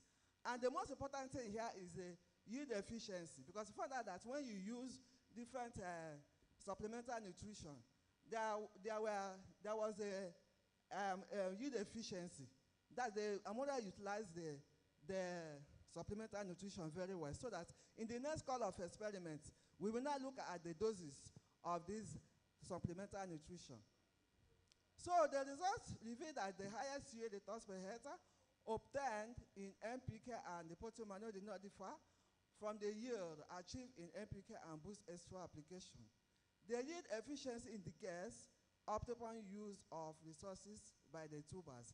Then take home is Amora responded to different fertilizer sources. This indicates that it can be domesticated. Next slide. Next slide, please. Okay, this is the second experiment. I'm talking about breeding, and that we are there. So this is a function of genetic variability in turmeric for agronomic and viable flowering using colchicine-induced mutagenesis. So this is a precursor and preliminary studies in turmeric, because we are looking for breeding. So the objective there are to induce genetic variability in 3 selected turmeric genotypes using colchicine treatments to identify promising mutant lines with enhanced agronomic and viable flowering traits for further breeding programs. If you look at the graph here, you find that the figure 1 is morphological characteristics of the selected species. So there is diversity in morphological characters and agronomic traits. The agronomic traits like the yield parameters and the growth parameters. If you look at the second one, we have 4 clusters, meaning that there's diversity in genotypes. And it will now give us a broad spectrum and evidence breeding in turmeric. Next slide. Okay, this one is a morphological characteristics or in Nigeria. So this work is we work with 2 species of Livingstone potato or Risga, the Rion and the Longats. So the aim of this work is to give a lead way to the breeders to choose the morphological characteristics. So the objective are to determine the morphological diversity among Livingstone ascension, to determine root tuber yield performance among the ascension. So this is a morphological variation among the Livingstone potato. So if you look at those in red, they are similar. That's the morphological characteristics are similar to one another. Then you look at those in blue, that's different. The plant height, the internode distance, and all those in blue, they have a different morphological variations. Next slide. Okay, this one is a continuation of the table. So you can see that we have significant differences in plant height, internode distance, number of branching, and the other ones there's no significant differences. So in the result, we can now say that findings show that there is very high significant difference in plant height among the 2 accessions of Risga. Significant difference on internal distance and number of first branching using the 2 accessions, and there's also a significant difference in rhizome length among the accession. There's no significant difference in tuber length, number of rhizome, internet length, and weight among the 2 accessions. So we have a take home here. Plant height, internal distance, number of first branching, and rhizome are good discriminant traits in characterization of Risga. Their recommendation, even though Livingstone potato is considered economically viable and nutritionally fortified for rural households to the best of our knowledge, local farmers and the general public have not been appropriately presented with information on the cross potential. Hence, there's need for more breeding work on the crops. Next slide. You should be ending your annual report. Evaluating the anti-diarrhea activity of pollination arrow. This is a health work. So you can see that we have our experimental design. We have this work was done in the lab with rats, the albino rats. They were grouped in 4 groups. Then each group has 4 rats, 4 male albino rats. Then you can see the first one is control. Then the second one is loparamide for, that is this is a drug used to control diarrhea, because the rats were induced with castor oil, so that it will induce diarrhea. Then you can see the extracts of Amora, 150, 300, and 600. So they were administered according to the weight of the rats. So the result now showed that, you can see the graph, the first graph, the control, this is a stool frequency, because after 80 hours, they started stooling. So the control, you see the highest there, the stool frequency was more. Look at it, it's very high. This is the loparamide, which is a checkmate, is very low there, you can see it. Then you can see the extracts, and the highest there, this is like 600. You can see there's no different, significant difference between the loparamide, which is the check. There's no significant difference between the check and the 600 milligram that we used that's the extracting the Amora. So the second one is the inhibition. How did these treatments, how did they control the diarrhea? So if you look at the graph, it's almost opposite of the other one. You can see that under inhibition, the first one, which is the control, was very low. Okay, look at the loparamide, was very high. And you look at the extracts, the 600 and the loparamide, there's no significant difference in the percentage inhibition of diarrhea. Okay, the key findings. All extra doses significantly improve anti-diarrhea activity compared to control. The effect of 600 milligram per kg was comparable to that by the standard drug.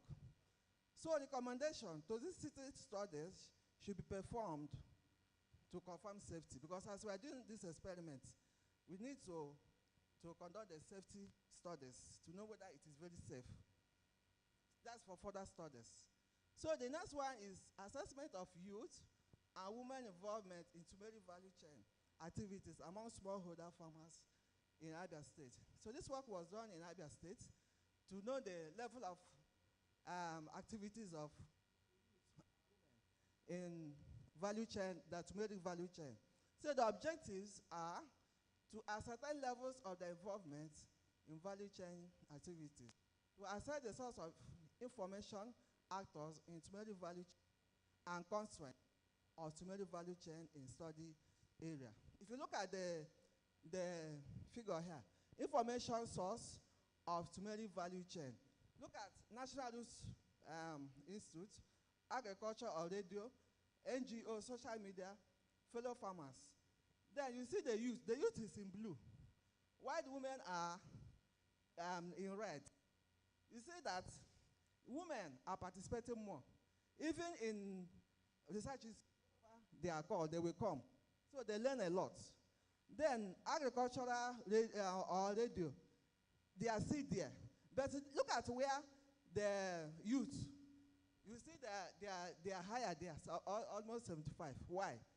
Because they have been assisted or motivated by the NGO. Because whenever there will be an announcement that the NGO, they are coming, they will motivate them. At times they will sponsor, they will come out. So that is why we have a higher value there. Dr. Bassi. Sir?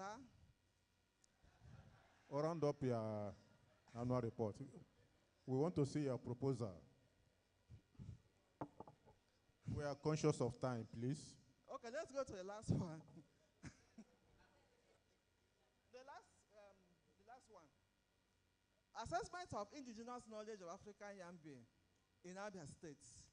So this is a study, it's a document in Abia State to know the perception of farmers and their consuming habits. So the objectives are, indigenous practices in African yam bean cultivation, preservation, analyze traditional processing and participation and challenges, identify strategies to enhance production and utilization. Then you can see the methodology there. Then the findings. African yam bean production are using equal and rely on indigenous knowledge, low external input, strong nutritional awareness, and traditional storage and pests.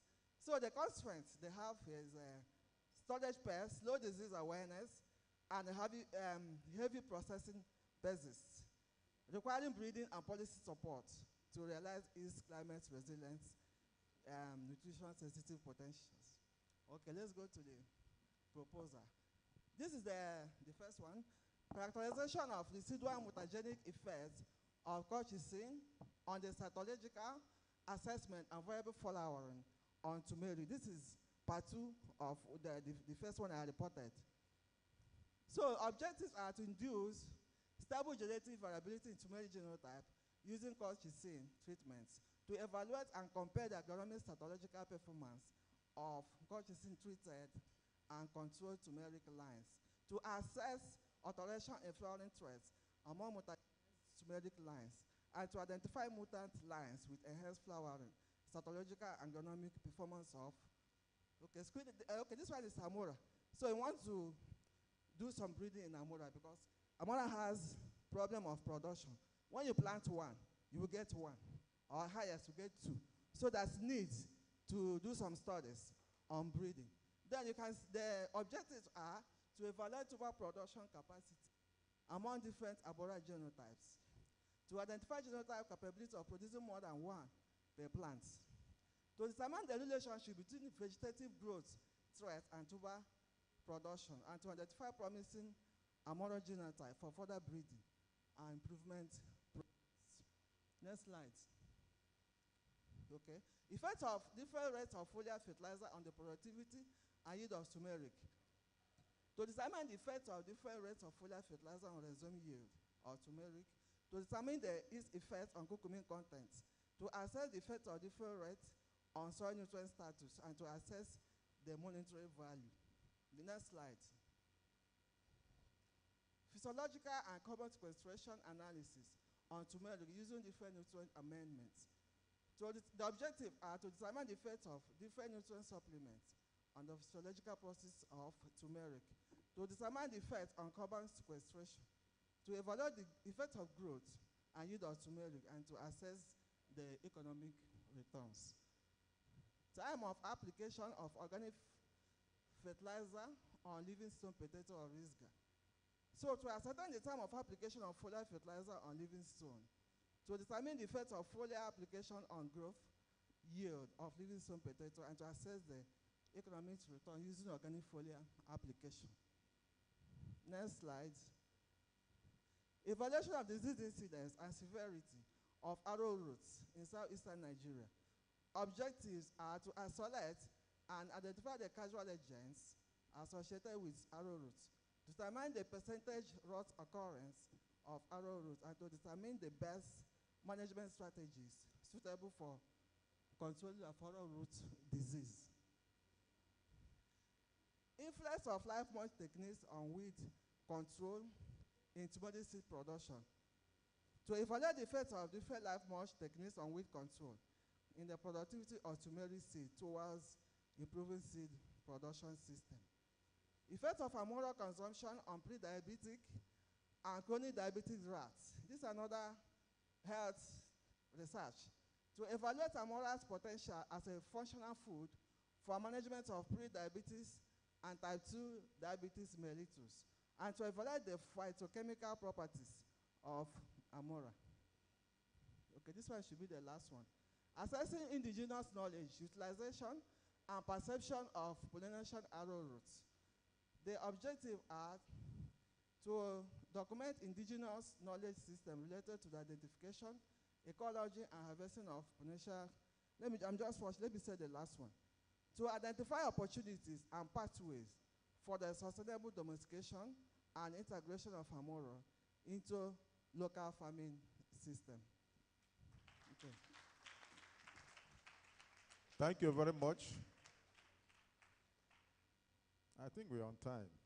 You only exceeded by 2 minutes. Can we clap for her again?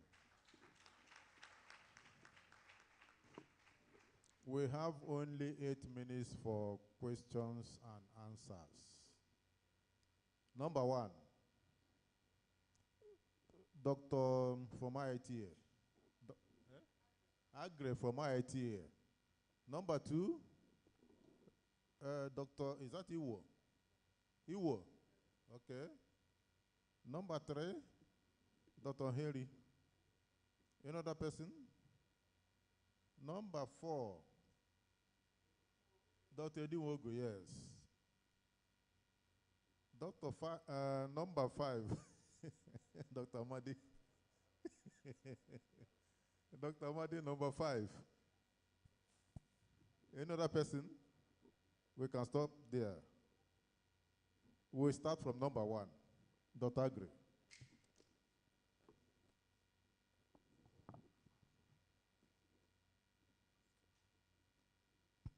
Yeah, mine is not a direct question, but it's a comment to all the crop coordinator. We are dealing with a lot of kind of like unfriendly chemical like EMS, colchicine. So I just want to know if you have a well protective biosafety in place to kind of like taking care of those people that are dealing with those chemicals. Very, very important. In as much that we are looking at the result, we need also to have those information at the back of our hand that those chemicals are not really friendly. Do you understand him? Huh? You did understand him, Abi? So, No, don't answer yet. You understood him. let me get you very well. You are talking about the biosafety No, of. we are using in one of your proposal, you mentioned of colchicine, not only you, colchicine, and then also some colleagues also mentioned about EMS. Those chemicals are not friendly to human. They have their own. I don't want to scare people using them, but we need to kind of like have a very good method in place to make sure that those people that are dealing with those chemical are well protected. Okay. It's a comment. Okay, number 2. Number 2. Who's number 2? Dr. Iwo.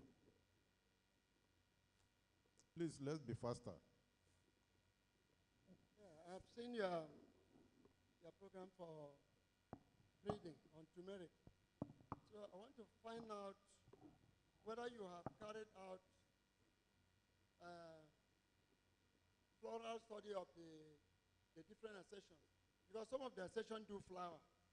And now you want to adopt mutagenesis for your breeding method. So I want to find out those ones that flower, whether the flowers are they are fertile or viable. For example, one of your accessions, domestica, do flower. There's another one, taminu, do flower. There's another one, kaba. So I don't know if you have studied the flower, whether they are viable, whether hybridization can be carried out while you are adopting mutagenic principles. Okay. Number 3.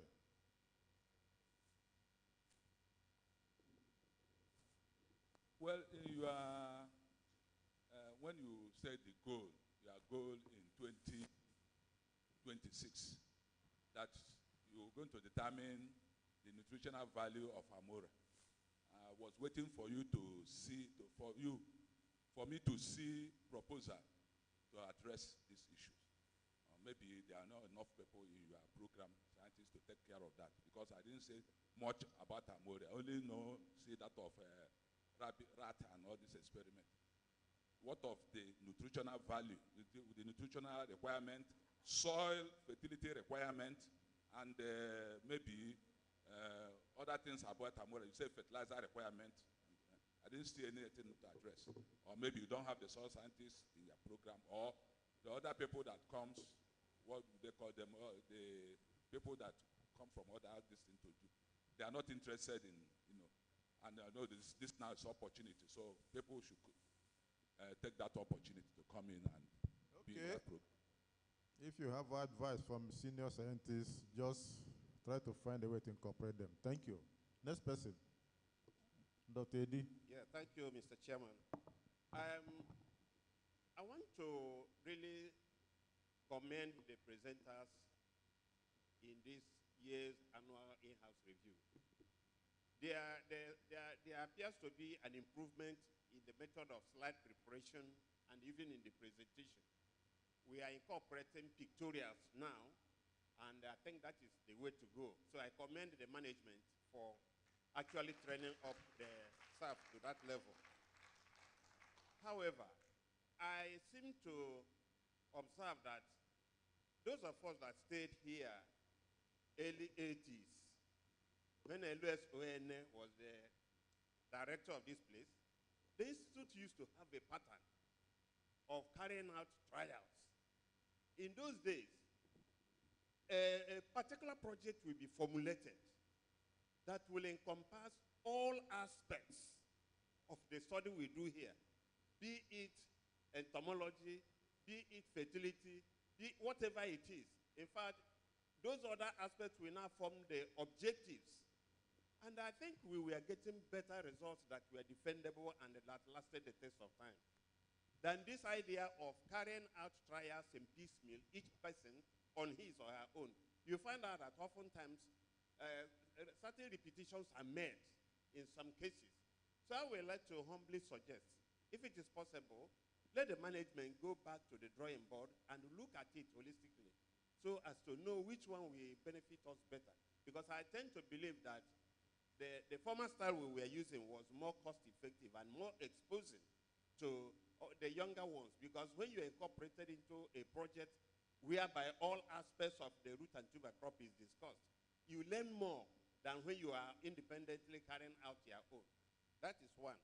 Number two, part of the relegation, the opportunity, so-called opportunity crops suffer is lack of proper popularization of their potentials. I was looking to see projects or trials that will be designed to popularize these things, especially using their health benefits as the arrowhead. Because if you look at the trend today, people appear to be going organic.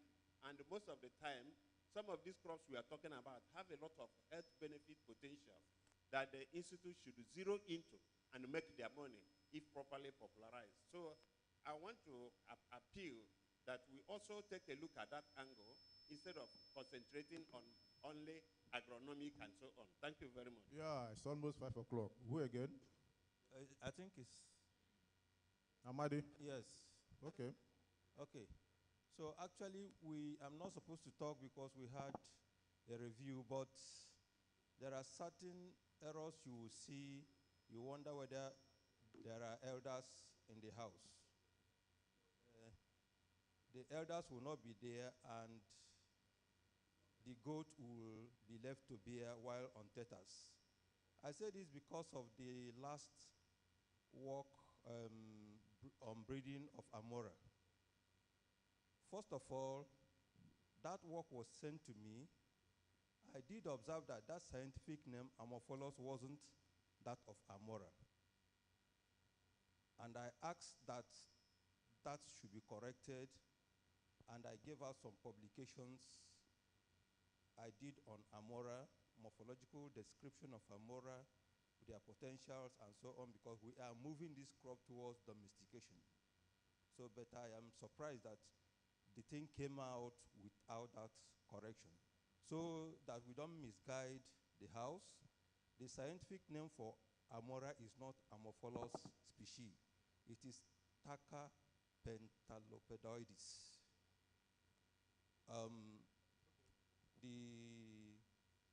coordinator knows this. I think she ought to also have corrected that. A lot of times we emphasize that the internal review is for corrections. But after doing all those corrections, people still come out with this type of thing here. That is why I needed to say that. Okay. Yeah. Thank you very much. You still you want to ask Dr. Wachuku? I'm just borrowing from Amadi. The elders can be here, and then you allow the goat to go and give birth in teters. Talk on what Agri observed. Colchicine is not a very safe chemical. You can't just handle it in any of the laboratories we have here. So how are you going to do it? It's a very, very toxic, it's a very toxic chemical. So that the person going to handle it, have you developed a method of gas exposure and disposal of waste? Because what I'm going to do is to dissolve the colchicine in water according to percentage. After that, you discard it. How are you going to discard it? So please, let's look at that particular trial and look at the human safety in it. If not so, we'll end up this. Yes, please. If not so, so many people will be harmed. That trial again. Okay. Thank you very much, Dr. Wachuku. Was a pioneer breeder here. They are the senior ones you have. Please, the scientists who has that experiment should take note of what Dr. Wachuku and Dr. Agri said. Very important. Dr. Lojede, I hope you still put an eye on the opportunity root crops. You are the pioneer coordinator. You are a senior somebody now. I hope your eyes are still there. Please, okay. I know that the review committee will eventually sit on everything and do the corrections. Thank you so much. Young scientists, please ensure you consult your elders. Consult them before you bring up a final proposal so that they will guide you very well. I'm happy that a breeder is now addressing issues in opportunity root crops, especially on the breeding aspect of turmeric. Thank you very much. So please, you can answer the others. Okay. Thank you all for your criticism and your comments. Most of them are comments and advice. It has been noted, especially the colchicine, because the last time they went for monitoring, they also commented on it. So it will be taken care of. Okay, Dr. Iwo or Professor Iwo, you want to know whether we have done ascensions? Yes, it has been done long ago. It has been done, the ascensions have been done long ago. So what we are going to now is breeding. So Dr. Harry, the nutritional value of, we are just starting. We are just starting. We will be there. Thank you so much. Thank you. Thank you. Opportunity Root Crops program. Thank you very much. It's a very interesting presentation.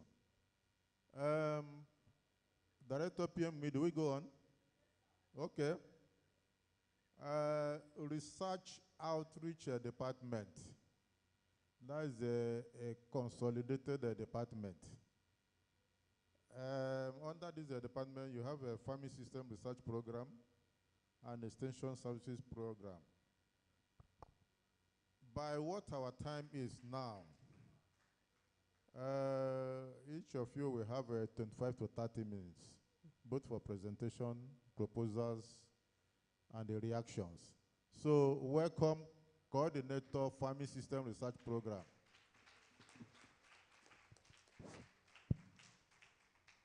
Dr. Innocent Onyekwere. Sir. You are on. Yeah. Good evening, everybody. You're Good evening, requested to Mr. sit. Chairman. Yes. Please sit. Yeah. He has a problem with his leg, so please permit him to sit. Okay, thank you, Mr. Chairman. Yeah. Okay.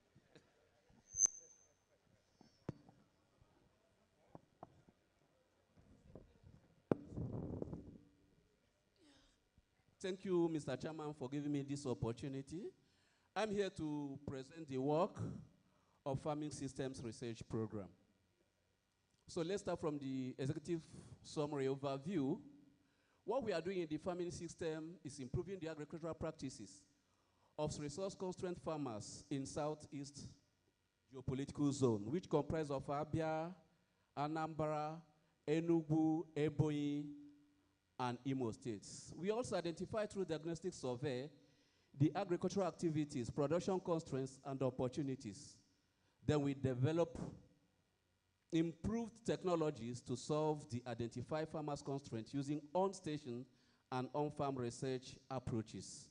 We also transfer the improved technologies to farmers through MTRM, FNT, VCs, and workshops. We also conduct refills workshop involving research extension farmer, NGO input agencies, policymakers, and other major stakeholders in agricultural sector. Next slide. So what our key achievement for 2025? The first one, under training, we had a transfer of improved technologies to farmers through MTRM. We only covered Abia and Enugu states. The other 3 states, nowhere.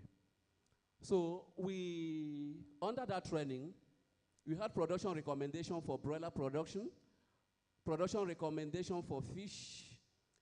We also covered the strategies for unlocking the potential yield of improved cassava varieties in farmers' field. Next slide. Next slide. So we also covered production recommendation for seed yam, production recommendation for cassava seed using rapid multiplication of cassava stems. Under the seed yam, the production recommendation was based on mini-set techniques.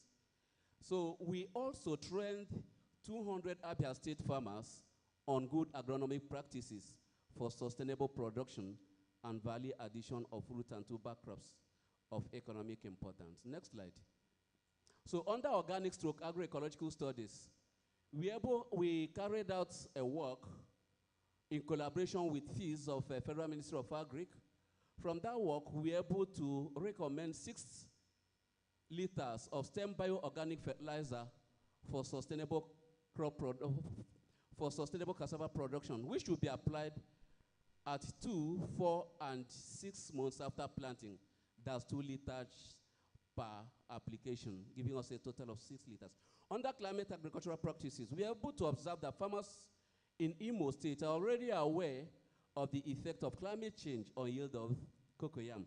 And also they've developed various climate-smart agricultural practices for its mitigation. Then we also observe significant spatial variation in the rate of erosion in National Root Crop Research Institute's experimental field. We also recommend adoption of cover crops to mitigate that rate, that's to reduce soil erosion in the fields. And again, there is also need for establishment of structural monitoring and adaptive protocols for steep slopes identified in Nrcri experimental field. Under agroforestry, so for beekeeping, we saw that the monetary returns, low monetary returns was as a result of low extension contact, bushfire outbreak, and irregular weather pattern. So the use of crop residue as complement to conventional feeds supports sustainable production of snails, provided adequate processing hygiene is maintained. So snail shell extract was able to inhibit internal-induced stomach ulcer in rats. Then under yam in bag, so we saw that incorporation of poultry manure outperformed surface application, confirming that nutrient placement within the yam root zone is essential for nutrient uptake. This is essential for those people that are clamoring for production of yam in bags.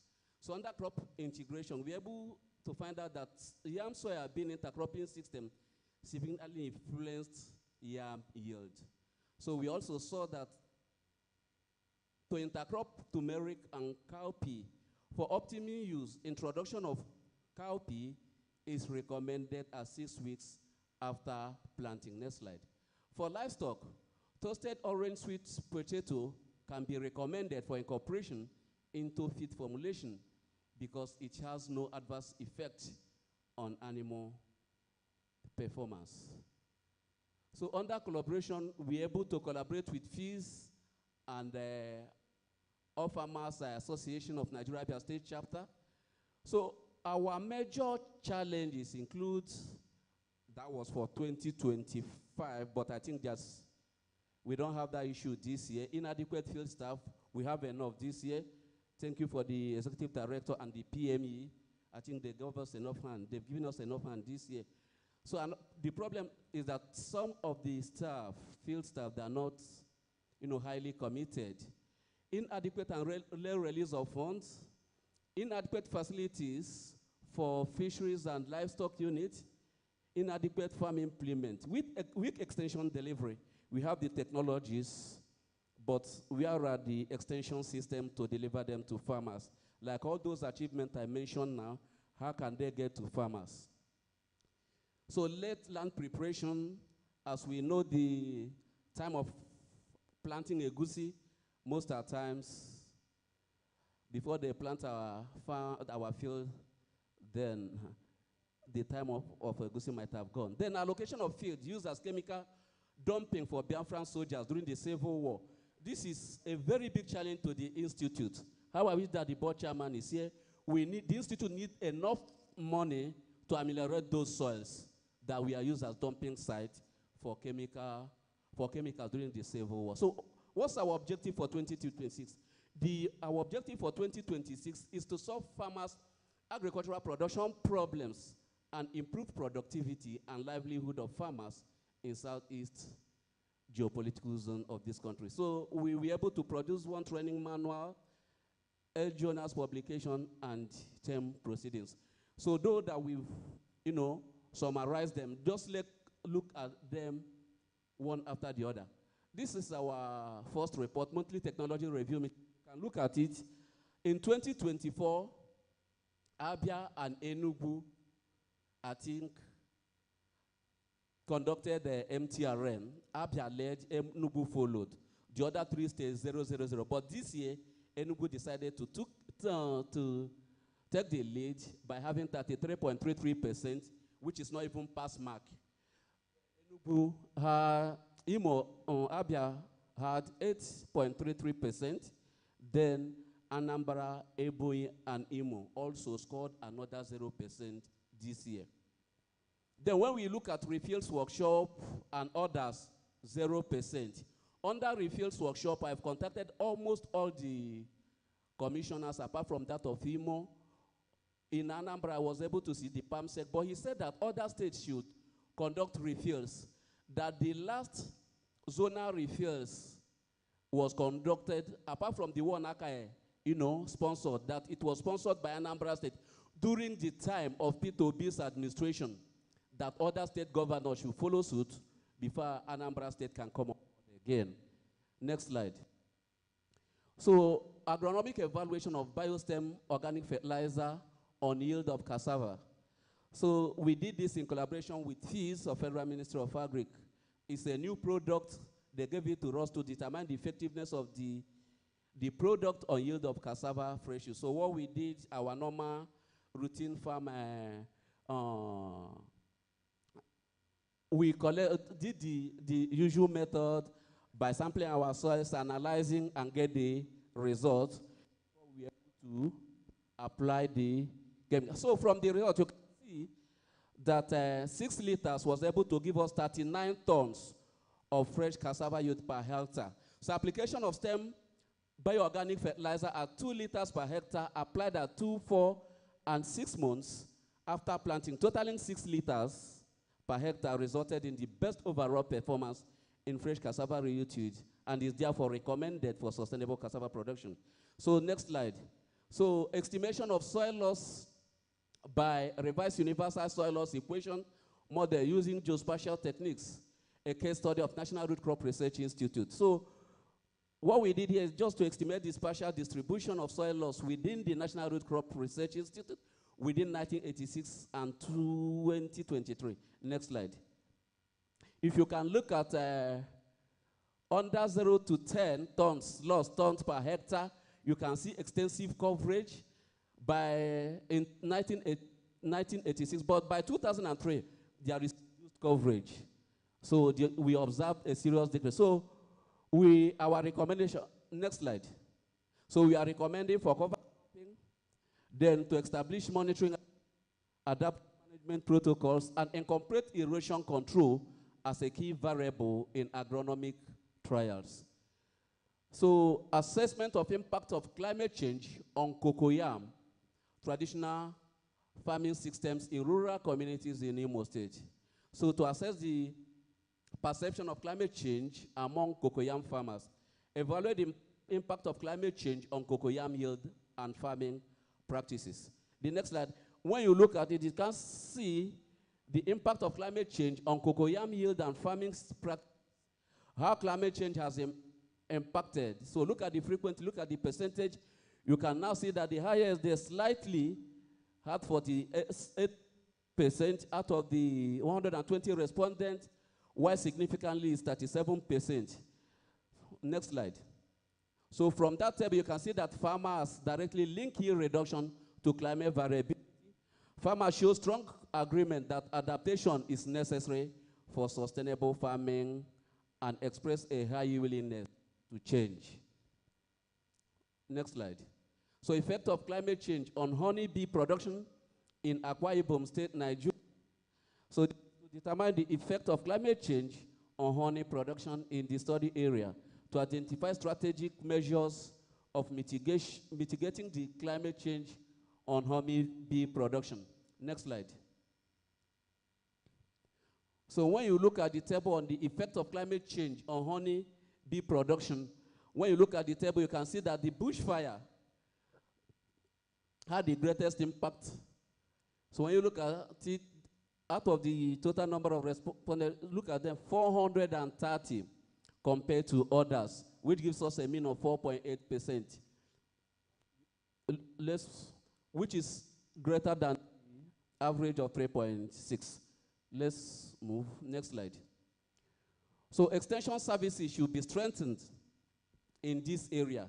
Adoption of improved hive strategies and proper apiary location to reduce exposure to extreme weather conditions, discouraging bush and deforestation, then encourage beekeeper cooperatives to improve access to information, input, credit, and collective marketing. Next slide. So electrolyte and microbial loads of African giant snail, that's Acacatina marginata, fed with cocoyam and sweet potato leaves and peel. The objective is to assess the microbial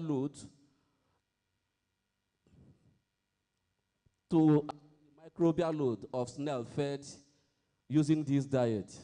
Next slide. So when you look at this diet, T1 is the conventional feed, T2 is the cocoyam leaves, and the T3 is the sweet potato, vines, and the leaves. So when you look at the two, you can see that both sweet potato residue and cocoyam residue, they have very high microbial load. So if you are incorporating them into the conventional feed for sustainable snail production, there should be a very high, you should do your processing hygienically. Next slide.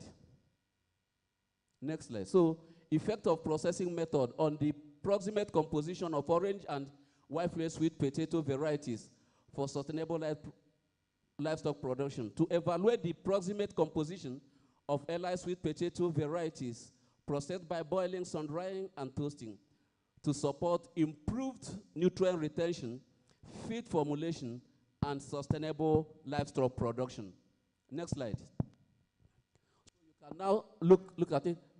Look at the, for toasted orange, fresh sweet potato, look at the dry matter, look at the ether extract. Then at the same time, so when you look at them, then you can now see that it has higher value than the others. Next slide.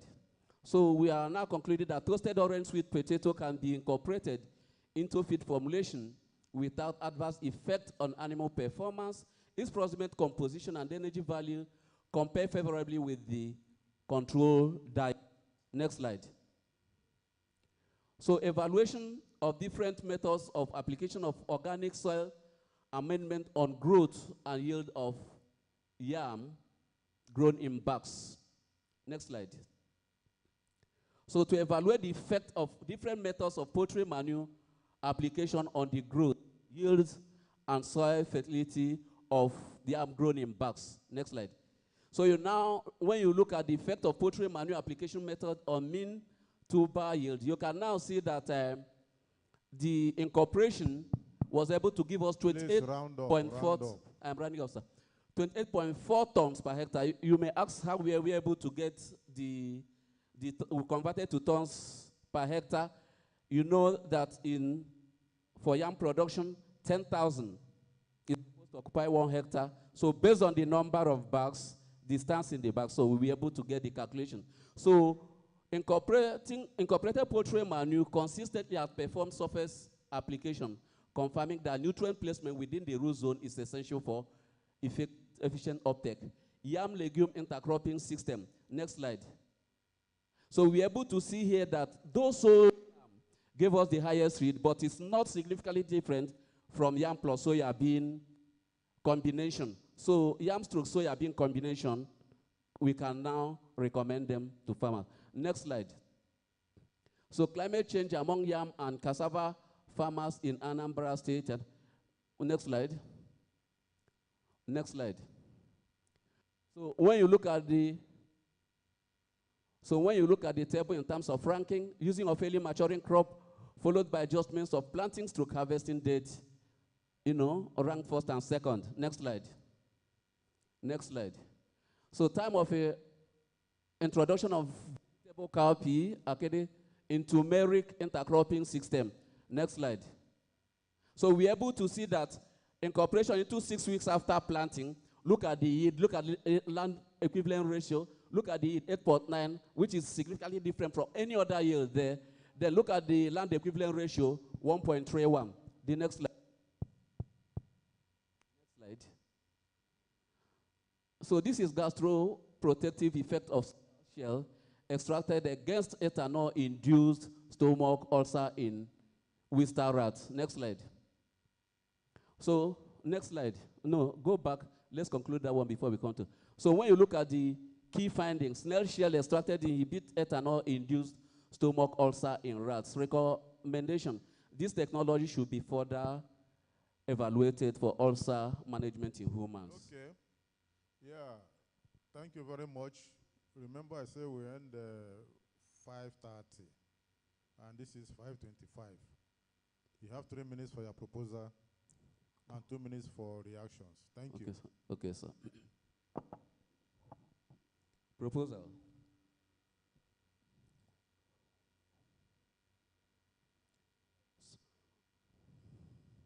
Let's go back to, let's start from 1. These are our 18 proposals from 1 to 5. Then proposal 6, let's go on. So seasonal intercropping effect on sweet potato, vine multiplication, planting material quality and yield in smallholder farming systems. Next slide. Comparative studies of growth and the nutrient utilization of cassava-based diets and commercial feeds for catfish. Next slide. Economic variability and adoption of climate-resilient cassava maize intercropping systems among farmers under changing climate conditions, the case of Obaro and Daniel Melem local government areas of Anambra State. Next slide. Next slide. So genotype stroke planting material effects on sweet potato growth and phytosanitary status under smallholder field conditions. Next slide.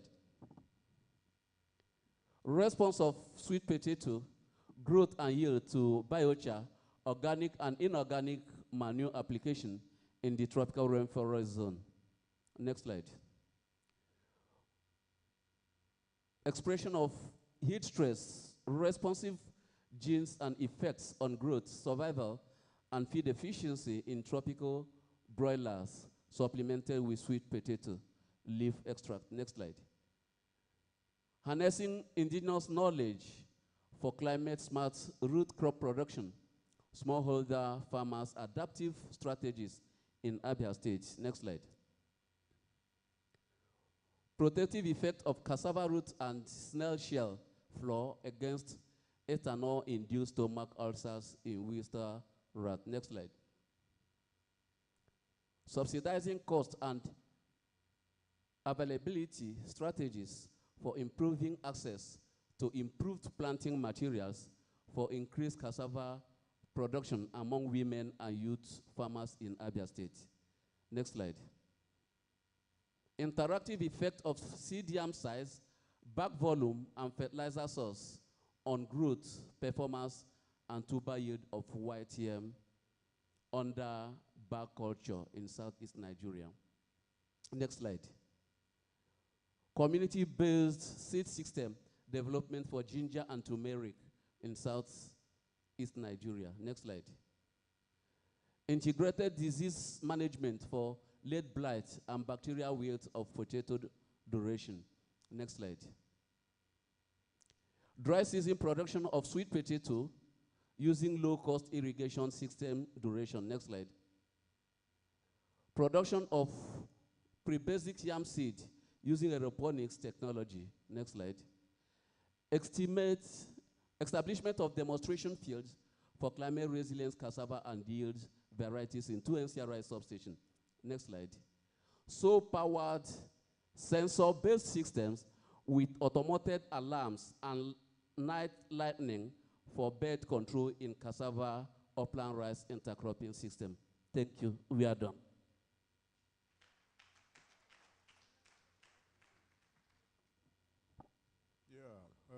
Thank you so much, Coordinator of Farming System Research. You've virtually taken all the time. We will take only 3 questions. 3 only, so that the extension can come up. They are supposed to end their presentation by 5:30. It's 5:29 now. Please be brief. Very, very brief.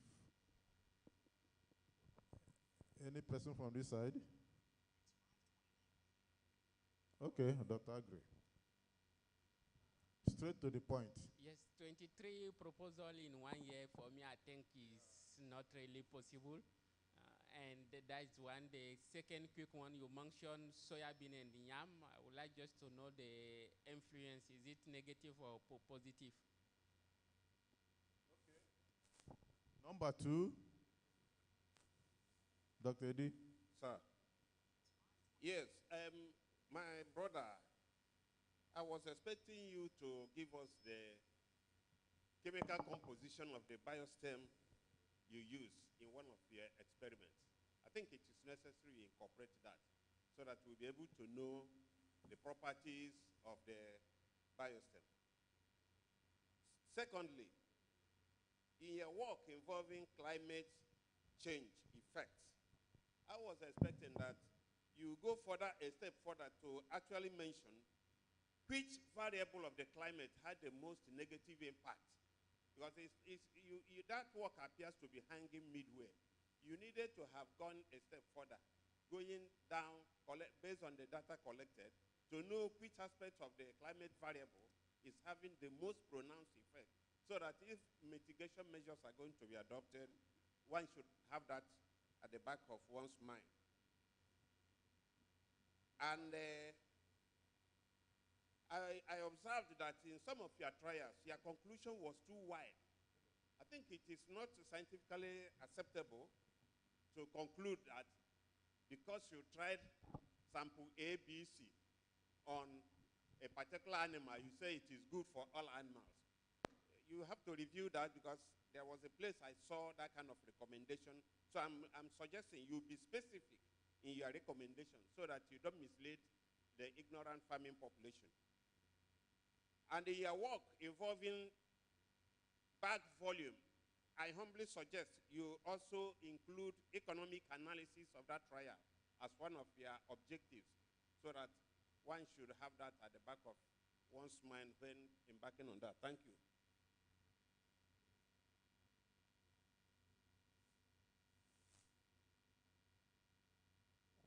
Yeah, my question is, during your presentation, I discovered that you only, in your MTRM, you only restricted yourself to the eastern state. Why is it that Akwa Ibom, Cross River, and River, they are not included? Because before now, this institute used to cover all those areas, especially on arable crops. One of the presenters, the person presenting on cassava, made mention of low adoption of technology. Yes, it is possible because if these messages or the technology get across to other states, the farmers will easily adopt the technology. You may develop the technology, and if it doesn't get to the farmers, it means nothing. And for example, cassava, most of the major producing areas, that is not in Igbo land here. We have a lot of them, that axle of Bende in the local government, Ogoja, Akampa, they produce a lot of gari. They will prefer to adopt some of these new technologies developed here. So those states should be included in their MTRM, please.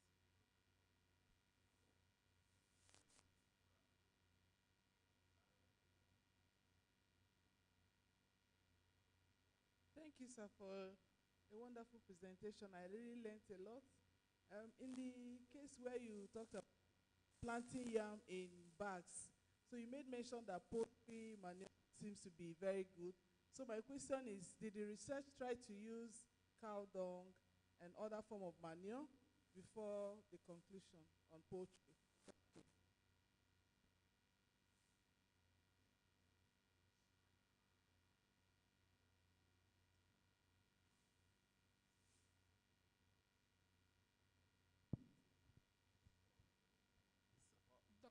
Dr. Nrcri, please, can you react to the questions and acknowledge the comments?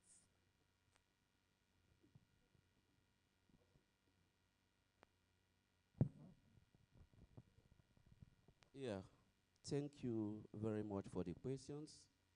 Let me start from my sister from Michael Opera. So if you look at the title of the work, what we try to do is placement methods. We had control, we had the topmost placing, and we have incorporation. So we didn't compare it with other manure sources.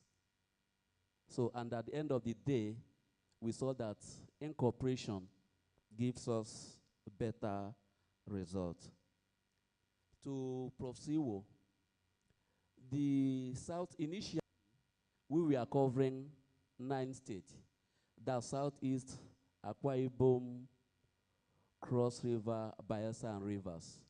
But now, NIFO has that mandate to control all the refills activities in South State. That's why we are no more covering South again. So NIFO is in charge. Then Dr. Edinwogu, you said that the conclusion was wild. So it was specific for rat. And we said that we can, see a way we can now see if it can work on human beings. The issue of the bag volume, so that was noted. So we can now consider your input there. Then you said that the climate variability, that we need to go further. So, noted. Then the issue, you are talking of the composition. You didn't even ask me of the soil. And you know that, first of all, I'm supposed to present the soil data here, the soil analysis, because before you incorporate anything, you are incorporating into the soil. The first thing we need to do is, what is the nutrient requirement for that crop? After getting the nutrient requirement, you do the soil analysis to see whether it's of low fertility class, of medium fertility class, of high fertility class. Now, based on that nutrient requirement, what of the composition of what you are going to put? From there, from that composition, you know how much you put to the soil to get the nutrient requirement for that soil. So we can't put all those things in this presentation. Your time is up. Okay. Are you okay? No, Are you all right? Oh, no, for Agri. Can I attend to Agri, sir? Please. Okay. You have exceeded the time. Yeah, Dr. Agri, you say we have 23 proposals. Yes, the 23 proposals, 6 are routine. 23 minus 6, you can see the figure. Listen, what he's trying to say is that 23 proposals are not feasible. Yes, that's why I'm saying, sir. For a program. Yes, 6 are routine.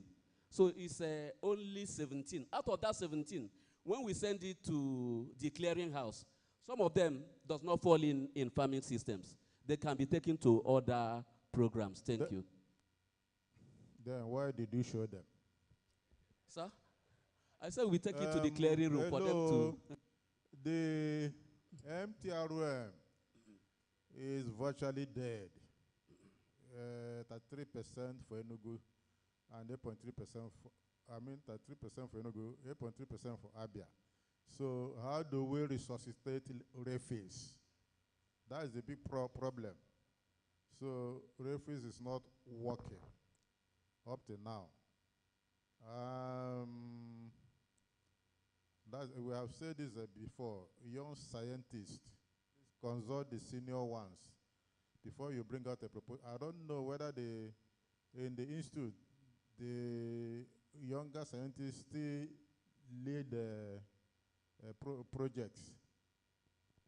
Otherwise, because there are some that senior scientists are not there. So please consult the senior scientist. I think, are you okay, Dr. Nyekore? I'm okay, sir. Okay. Please, can we clap for him? Clap for Farming System Research and Extension, Farming System Research Program.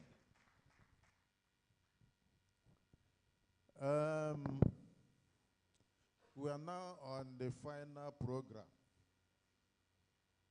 Final program. Dr. Tessie, are you here? Can you help us in small exercise before we start? Stretch our leg, our hands, because a powerful man is here.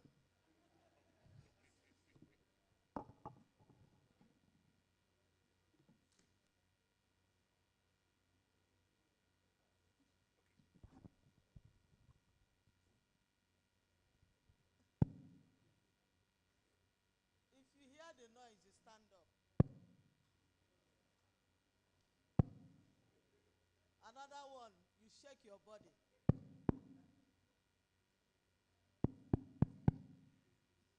If you hear another one, you jump. Another one, jump. Thank you very much, sir. Can we clap for her? Thank you so much. We are now in Extension Services Program. The coordinator of the program is here. Dr. Please don't exceed 30 minutes in every. It's okay, sir. Presentation, 10 minutes proposal, reactions, 10 minutes. Thank you. Yeah, we'll do our best, sir. Yeah. Presentation. Okoye Benjamin, I coordinate activities of the Extension Research and Extension Services. It's not by coincidence that we come from the tribe of Benjamin. And then we have disseminated, go back to the first slide. Doctor, yeah, I will tell you when to move. We have done so much innovations, so it's time to do some dissemination. Next slide. Yeah, overview of the program. In 2005, the extension program focused on popularization of some of our technologies through different approaches. We had some key achievements, which included the establishment of a half-a-hectare demonstration farm to showcase some of our mandate crops. We reached over 1,000 youths and 400 farmers through the school and village adoption program, which we are still intensifying, and training of 50 women in good agronomic practices and home gardening. Research studies assess the adoption of climate-smart practices and digital extension tools, revealing high adoption rates for cassava technologies and their positive impact on women's livelihoods. It seems refuse is going moribund, so it is time for digitization of extension. Refuse seems to not be feasible anymore. Despite challenges, the delayed funding and inadequate staff, it is in red. I think it has been solved. We have had a huge injection of some very young, productive staff now. So we will have the best of the year going forward. The program successfully disseminated innovation to stakeholders across several states. Next slide. Key achievements, varietal showcase. We do dissemination of innovations. We featured improved Nrcri varieties on demonstration farms in 3 of our outstations. We showcased high demand varieties which we recently developed, sweet potato varieties, yam, cocoyam taro, and opportunity root crops and ginger. Next slide. Women farmers training at Omaraga, trying part of our corporate social responsibility, specialized training for 50 women, and climate smart agriculture study in Anambra State, to be specific. Next slide.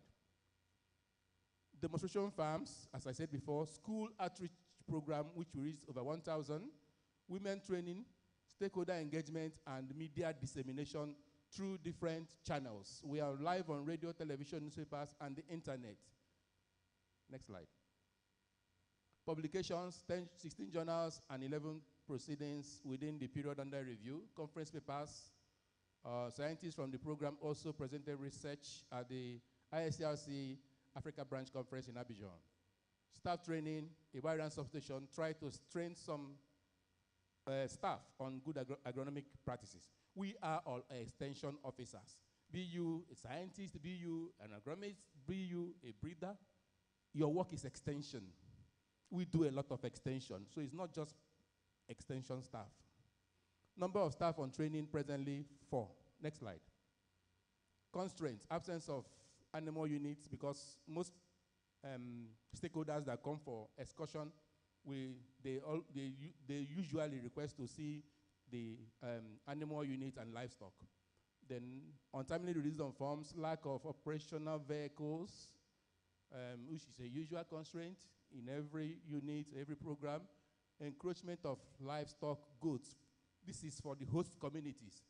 The executive director in magnanimity and management has tried to fence, including our demo farm. So in terms of pilfering of materials, we didn't record any last year.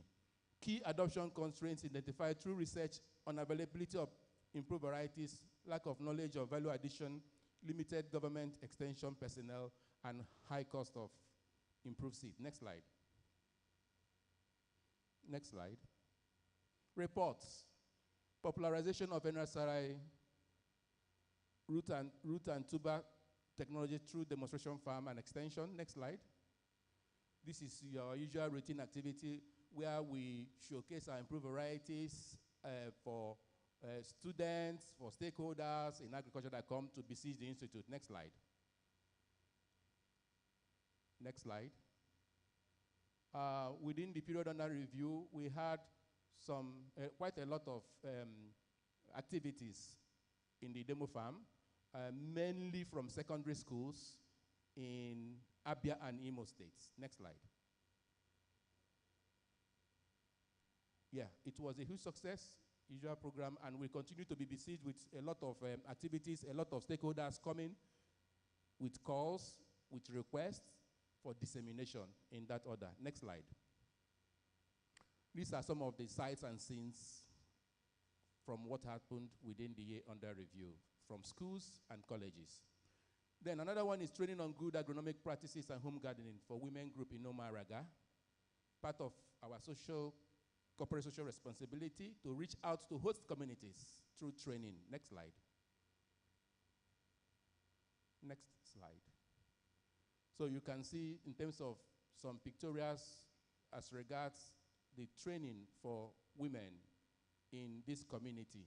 Next slide. So part of the recommendation is that we continue this engagement to reach out to farmers around us and beyond. Next slide. Effect of adoption of root and tuber crops technologies on the livelihood status of women farmers in Abia State. We've developed quite a lot of technologies. We want to see how fair we have fared in adoption of some of our root and tuber crops. Next slide. Yeah, we've noted high cassava adoption, cassava improved income and livelihood. It's also encouraged to continue adoption through awareness campaigns and trainings on good agronomic practices.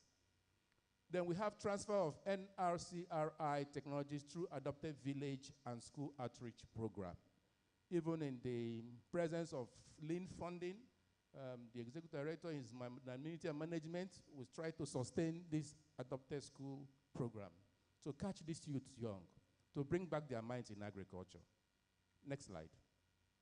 You can see some of the schools visited. One village community was adopted. Then 3 schools had extension demo field to showcase some of our technologies. As you can see, some of the schools. And some of the activities and technologies being showcased. And a lot of hands-on training. The students needed to do some of these activities themselves. So we recommend early funding to continue this, good transportation, and the federal government should release adequate funds to research to achieve food security through the community-based approach. Very, very important. Next slide. Climate smart agricultural technologies for root and tuber crops, the role of extension services in Anambra State. We are besieged with impact of climate, and it's part of extension services to also try to mitigate the impact of extension in farmers' field and how they do their thing to mitigate, to manage climate. Next slide. The role of extension services in climate smart agriculture, as you can see, extension services are done a lot through training, support the enhanced farmers, and the selection of drought-improved varieties. I think the Institute is on course, trying to develop a lot of climate smart technologies to mitigate the impact of climate change. Next slide. Level of use of these climate smart agriculture technologies for root and tuber crops. You can see planting of drought-tolerant varieties, crop rotation, use of improved seed, and planting early in terms of to mitigate the effect of climate change. Next slide. Recommendation, we need to deploy more extension and use of local language for better communication and adoption. Climate variability and taro leaf blight severity among smallholder farmers in Imo State. Next slide. This study we tried to look at variability in terms of climate as it affects the taro leaf blight severity, and we concluded by making a statement that awareness and traditional control measures exist. So with this study, we try to get what the farmers are doing their own way, and we come back in terms of feedback approach to the Institute to improve on what they are doing and send back to them. Next slide. Gender dynamics in the adoption of improved cassava varieties in Abia State. Study done among men and women. Next slide. Women, the study concluded that women are more likely to adopt improved varieties. Yes, we agree. More of them, majority of them, smallholder farmers, and they dominate agriculture, production, processing within the value chain in this country. So adoption drivers differ. Education is also very important. One thing is to assess a technology. One thing is to process information that has to do with the use of the technology. Next slide. Highlights of Nrcri activities covered by the media and publicity unit of Nrcri. The media do a lot of coverage in terms of what we do, keeping track of events, activities in the institute, in terms of newspaper reports, TV programs, institute's bulletin, and internet postings. Next slide.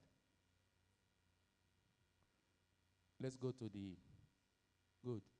In 2005, annual in-house review and planning workshop, which held,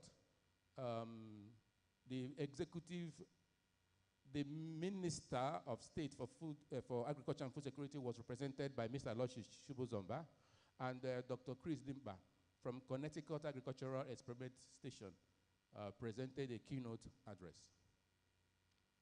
African scientists stakeholder confer on future of root and tuber crops in Abidjan during the ISCRC Africa Branch Conference. More than 24 scientists from the institute attended this conference. Next slide. Steve Longabaus, facilitator of Nrcri. He's the project manager for Global Biotechnology Potato GBPP from Michigan State University. He came for a facility familiarization visit. Next slide. We had a workshop by the Accelerated Breeding Initiative Program. NRSI hosted this. Over 20 scientists participated to develop breeding manuals and optimize processes using the Atlin spreadsheet. Next slide. We also had about biotech potato, a game changer for to revolutionize potato production in Nigeria. At the 7th Interstate Agricultural Policy Dialogue, NRCRI participated with the lead, tackling the effect of light blight diseases. These are farmer-preferred varieties made immune by inserting 3 resistant genes from wild potato relatives. Next slide. NRCRI initiates 5-year strategic development plan. A 2-day workshop was held to develop this with Sahel Consulting driving this, where we presented assessment findings and proposed a revised vision, mission, and objectives of the institute. I think this management has done a lot. And incoming management, we just have a smooth sail. We have a strategic plan at the moment. Next slide. President Tinubu grants NRCRI certificate of patents among some of the patents, in addition to other patents we normally had. You heard from some of our scientists from the product development program, the details on this. This was also covered by the media unit. The Institute's annual ritual, anniversary, deliverance, and Thanksgiving has continued and was held on July 12, 2005, with the theme, Quickened by His Light. We offered prayers for the Institute each year, and it has carried us on. With executive meeting, the management of NRSI, led by the executive director, Professor Chidozie Egezi, hosted the WAVE project leadership. The meeting highlighted the project achievements, including development of new cassava diagnostics and training of over 25,000 extension agents, farmers, and policy makers. 2025 annual monitoring and evaluation of research activities also held, and we do some of these things to monitor what we do, monitor activities, monitor track, to be sure we are online. And this was conducted amongst our farms and labs. Next slide. The AATF NRCRI Agri-Biz Drive to train the trainers. These train the trainers are done to see how we can scale to thousands of farmers and processors. And this we want to exceed with over 20,000.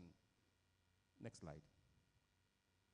NRCRI signs an MOU with milking barns Agri Services Limited to strengthen public-private partnership for sustainable agricultural and livestock development. The institute hosted Dr. Alice Kabeja from the CGL Breeding for Tomorrow initiative for a technical visit to strengthen collaboration in the institute. Just like Enugu State government will say, tomorrow is here.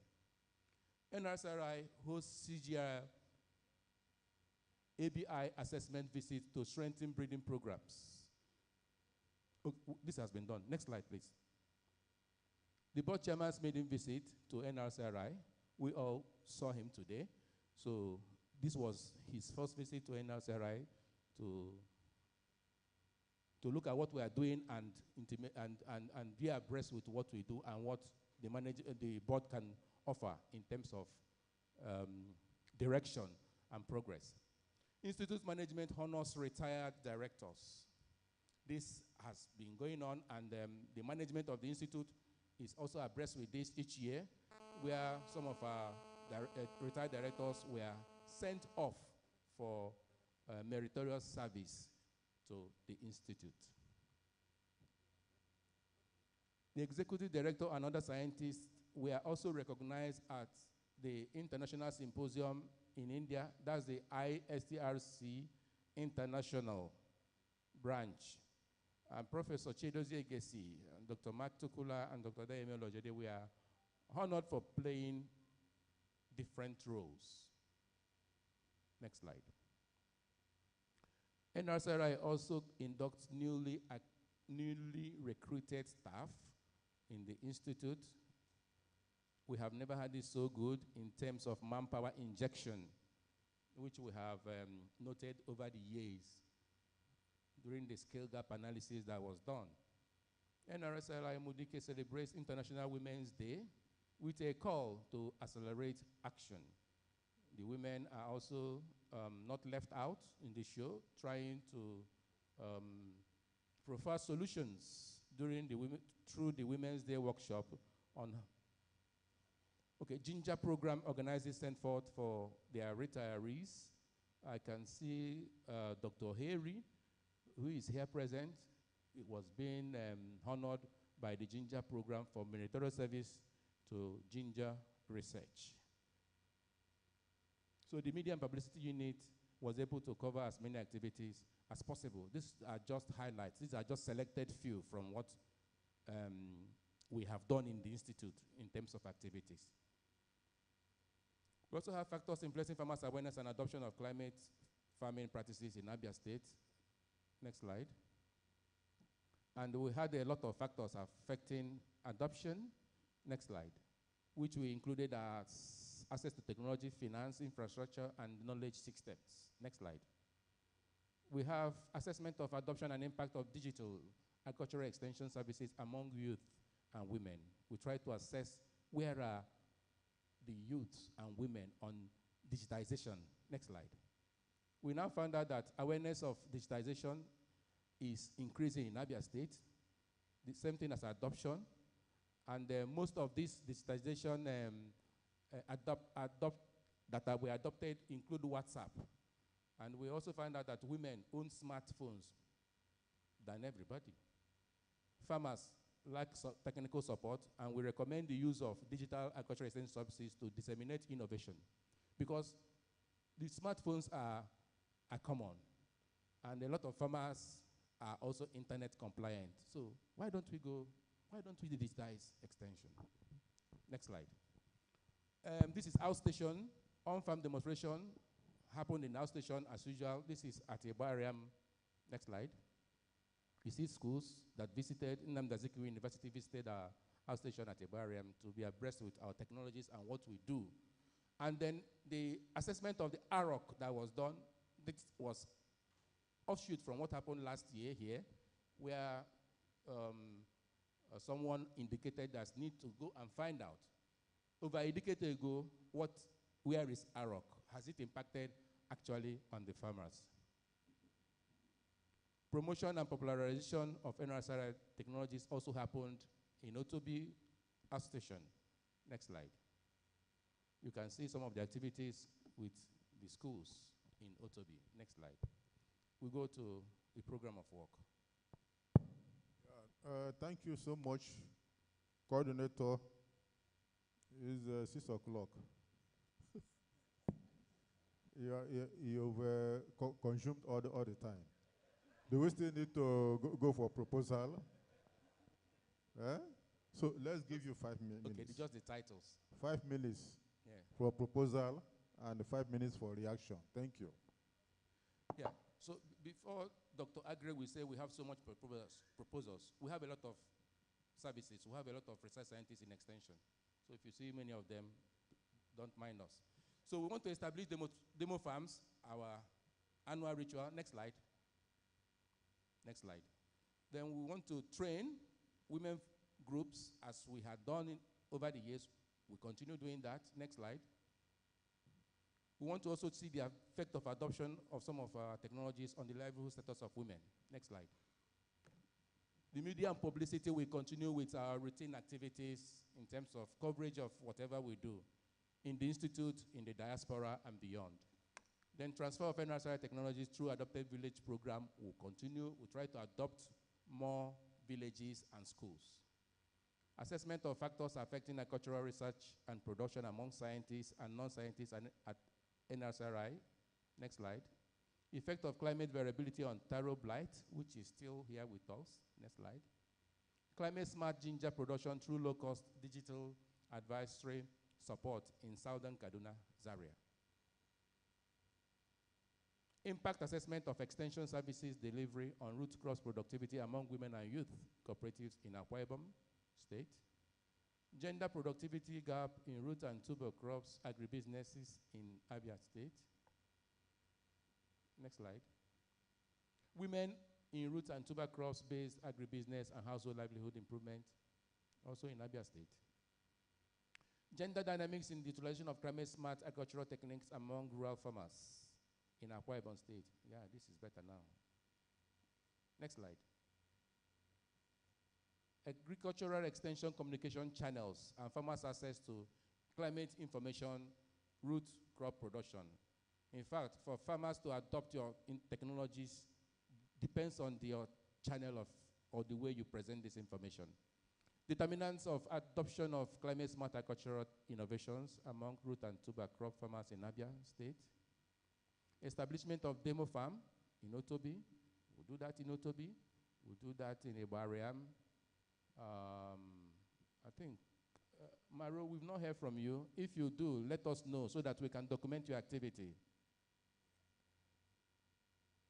On-farm demonstration of institute mandate crops, technologies for promotion and dissemination to farmers and students in Ibariam and its environment. Training of women and youths in RTCs, also in Ibariam and its environs. Next slide. Impact assessment of demo farms on farmers' perception of improved cassava production technologies. Next slide. Training of youth and women cooperative through extension services delivery. Most of our host communities, we have it good this year. Empowering youth and women cooperatives through extension services in Southeast Nigeria. Agro-indexing and quarterly news updates. This is coming from the library. Assessing the information needs of researchers in Nrcri Mudiki using selective dissemination information, also library. Strengthening institutional resilience through revenue generation and commercialization approach for root and tuber crops. This is coming from the Nyanya substation. Assessment of the adoption of climate smart agripreneurship practices and food security among smallholder farmers in Abia State.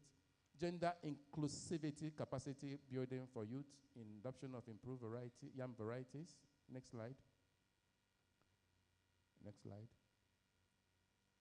Establishment of demo farm in Otobi substation for popularization of Nrcri improved technologies. Iresi, we want to see your demo farm. Development of an e-extension platform for root and tuber crops at the National Root Crop Research Institute. We want to do this as part of our digitization of extension to enable us to reach more stakeholders. Next slide. I think we are done. Thank you for listening. Thank you very much, Coordinator Extension Services Program. I'm happy that the Adopted Village and School Outreach programs are still on. Please, I will employ the Institute to please keep it up. Is very important, so I will impart our technologies to these schools and the villages. The visit by the scientists from MSU, Michigan State University, any follow-up? I must commend the Extension Services Program. 16 journals in 2026. Are you sure? 16 journals in 2026 alone. Okay, so 16, I think it's a lot. Yeah, congratulations. Congratulations. We have already gotten the patency right for turmeric tea. Now, AATF. They have been conducting training, they have been extending their training and technologies to the Southwest on extension agents. The extension in this part of the country is almost dead. Is there a way we can convince AATF to equally extend it to this Southeast? I hope Dr. Koboni is still here. Or Dr. Olojide, please pass the information to him. He should please extend the training to this Southeast for our extension agents also. Thank you so much. New staff, ED, before our senior scientists left, the elder statesmen, there was a clamor for entomologists. Do we have any here? Yeah, because there are proposals demanding the presence of entomologists, not only entomologists, also nematologists, and the plant protection lab. Plant protection lab. So there were demands for this. Now, e-extension is becoming important now in the absence of the regular extension system. So if it can be enhanced, it will be nice. So, Dr. Koye, is there another thing you need to answer? Okay, it's now question time. Any question? Any reaction? Or we say, those who said aye or nay, we will now say nay. Do we say nay? Any question? Okay, Richard.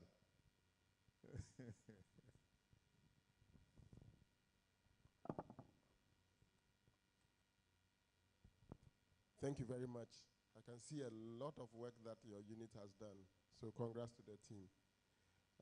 The only question I had was that I'm trying to understand whether, because I didn't hear a lot of highlights about policy change, activities related to policy changes, because this is an institute that is mandated for these crops.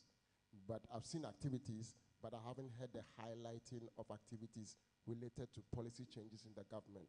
It's very related to what our keynote speaker was speaking about, because this is the institute that is mandated to do it. So, but I don't know if it's your unit or it is another unit that will be liaising with that in that angle, because policy changes a lot. I mean, just a policy change makes so much difference in the industry. So if we can target a few of them, that would really be great. Thank you. Yeah, it's an advice. Any other reaction? Well, Dr. Okoye, no, I don't know whether From who? From Dr. Emeka Ohiri. Ohiri, thank you, sir. I don't know whether I will call you Commissioner for Women Affairs, because from your proposals and all these things, I see women. Sometimes you mention youth, women. Is it not the very gender problem? I don't also believe that men are running away from agriculture. I know 3 years ago or 4, when we had capacity building seminar by the institute in partnership with raw material, 70% of people that attended that workshop are men. So if you are doing all these things for women, very soon the women will take over agriculture. They have taken over education in school. It's everywhere. Please, let's start talking of men. Agriculture is not for women only. Thank you very much, Dr. Henry. Thank you. It's a very important statement. We don't want the men to go into extinct. Please, let's incorporate the men also, not women. We are now in a period of gender mainstreaming. Gender is not only women. Women, youths, men, and every person. Each of us has his own roles to play. Thank you very much. Any other question? Okoye, is there anything you have to answer? I think they are all comments. Okay. So on this note, we must thank Extension Services Program. Thank you so much for presentation. Thank you. I will say I'm impressed.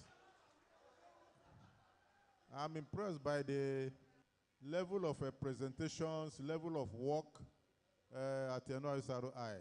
Thank you so much. Continue in that light. Please keep it up. Thank you so much. Director PMA, I'm done.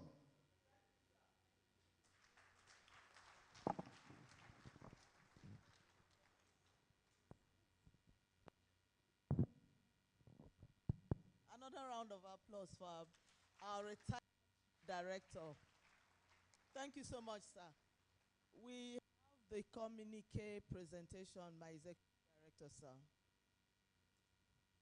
Dr. Marcel.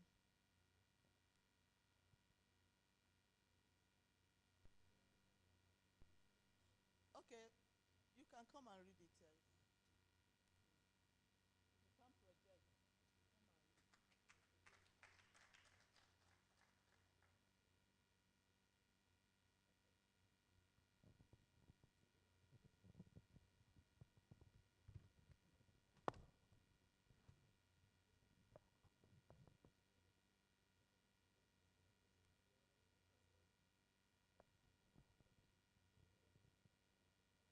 ED, still standing on existing protocol. This is communique of the National Root Crop Research Institute, Nrcri Umudike Annual Review and Planning Workshop, held between 1st to 2nd April 2026 at the Library Complex. Prelude. The National Root Crop Research Institute held her annual reports and planning workshop. Next, a planning workshop on the 1st and 2nd April 2026 at the Institute Library Conference. The workshop team focused on resilient root and tuber cropping system for scaling productivity, economic impacts, and entrepreneurship in Nigeria. Eminent dignitaries, stakeholders gathered to grace the workshop, including the Governor of Abia State, represented by the Honorable Commissioner of Agriculture and Natural Resources, Abia State, Dr. Cliff Abaze. The Honorable Commissioner, the Honorable Minister for Agriculture and Food Security, represented by Dr. Edith Ekong, Senior Assistant to Honorable Minister of States. The Executive Secretary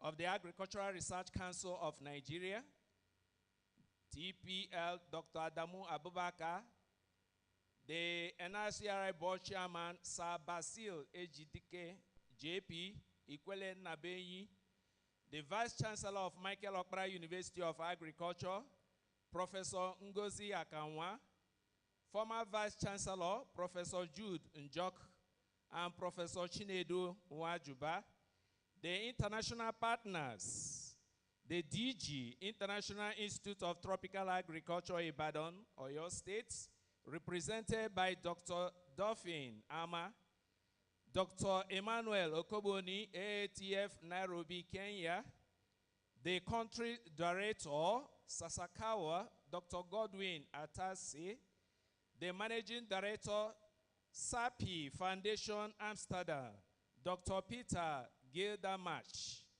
Acting Provost, Federal College of Agriculture, Ishiagu, Dr. Jonah Nwawisi, Mr. Chinedu Abara, Sahel Consulting, the academias, scientists, directors, acting directors, and directors of Nrcri, former Provost, Federal College of Agriculture, Ishiag, Dean of Faculties, Colleges of Universities, farmers, NGOs, faith-based organizations, representative from the ADPs, and His Royal Majesties of the host communities. The welcome address was delivered by the Executive Director, Stroke Chief Executive of Nrcri Umudike, Professor Chidozie Ngozi Egesi. According to the Chief Executive, remarkable innovations were made in 2025, and chief among them is landmark innovation pattern for optimized turmeric formulation and call on the industrialists to take up the commercialization. Goodwill messages were conveyed by the Vice Chancellor of Michael Okpara University of Agriculture, Professor Ngozi Akanwa, Acting Provost, Federal College of Agriculture, Ishiagu, Dr. Jonad Nwawisi, the DG IITA, represented by Dr. Dolphin Ama, the Country Director, Sasakau, Dr. Godwin Atase, the Honorable Minister of State for Agriculture and Food Security, represented by Dr. Edith Ekong, the Executive Secretary of Agricultural Research Council of Nigeria, TP, Dr. Adamu Abubakar, the Nrcri Board Chairman, Sir Basil Ejike, the Executive Ikwelen Nabenyi, His Royal Majesty Ben Oriak of Umudike Community, and the Executive Governor Abia State, represented by the Honorable Commissioner of Agriculture, Dr. Cliff Abazie. Thereafter, the workshop was officially opened by the Governor of Abia State, represented by the Honorable Commissioner of Agriculture and Natural Resources, Abia State.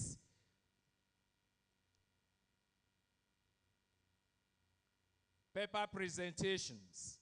The keynote address stationed on the theme titled Resilient Root and Tuber Cropping System for Scaling Productivity, Economic Impact, and Entrepreneurship in Nigeria was delivered by Professor Jerome Afikene, Senior Policy Specialist, FAO. The first lead paper titled Revolutionizing Nigeria's Potato Sector Innovative Strategies for Growth was delivered by Dr. Peter Gailmarch, Managing Director, SAPI Foundation, Amsterdam, Netherlands. The second lead paper titled Breeding for Tomorrow, New Insight into Root and Tuber was delivered by Dr. Agri, representing Dr. Hamsin, head of breeding IITA. The third lead paper titled Harnessing Breeding Innovation to Drive Economic Impact and Rural Entrepreneurship in Nigeria, Root and Tuber Crop Sector was delivered by Dr. Ismaili Rabi, head of Cassava Breeding Unit, represented by. The event also featured panel discussion on keynote address, lead papers, and presentation of annual report and program of work from scientists from various commodity and service programs of the institutes. Key observations. The workshop made the following critical observation regarding Nigeria's root and tuber sector. 1, the paradox of production versus value. Nigeria is the world's largest producer of cassava, 63 million metric tons, and yams, 70.66% of global supply. and a top ginger producer. However, it captures less than 3% of global ginger export revenue and misses out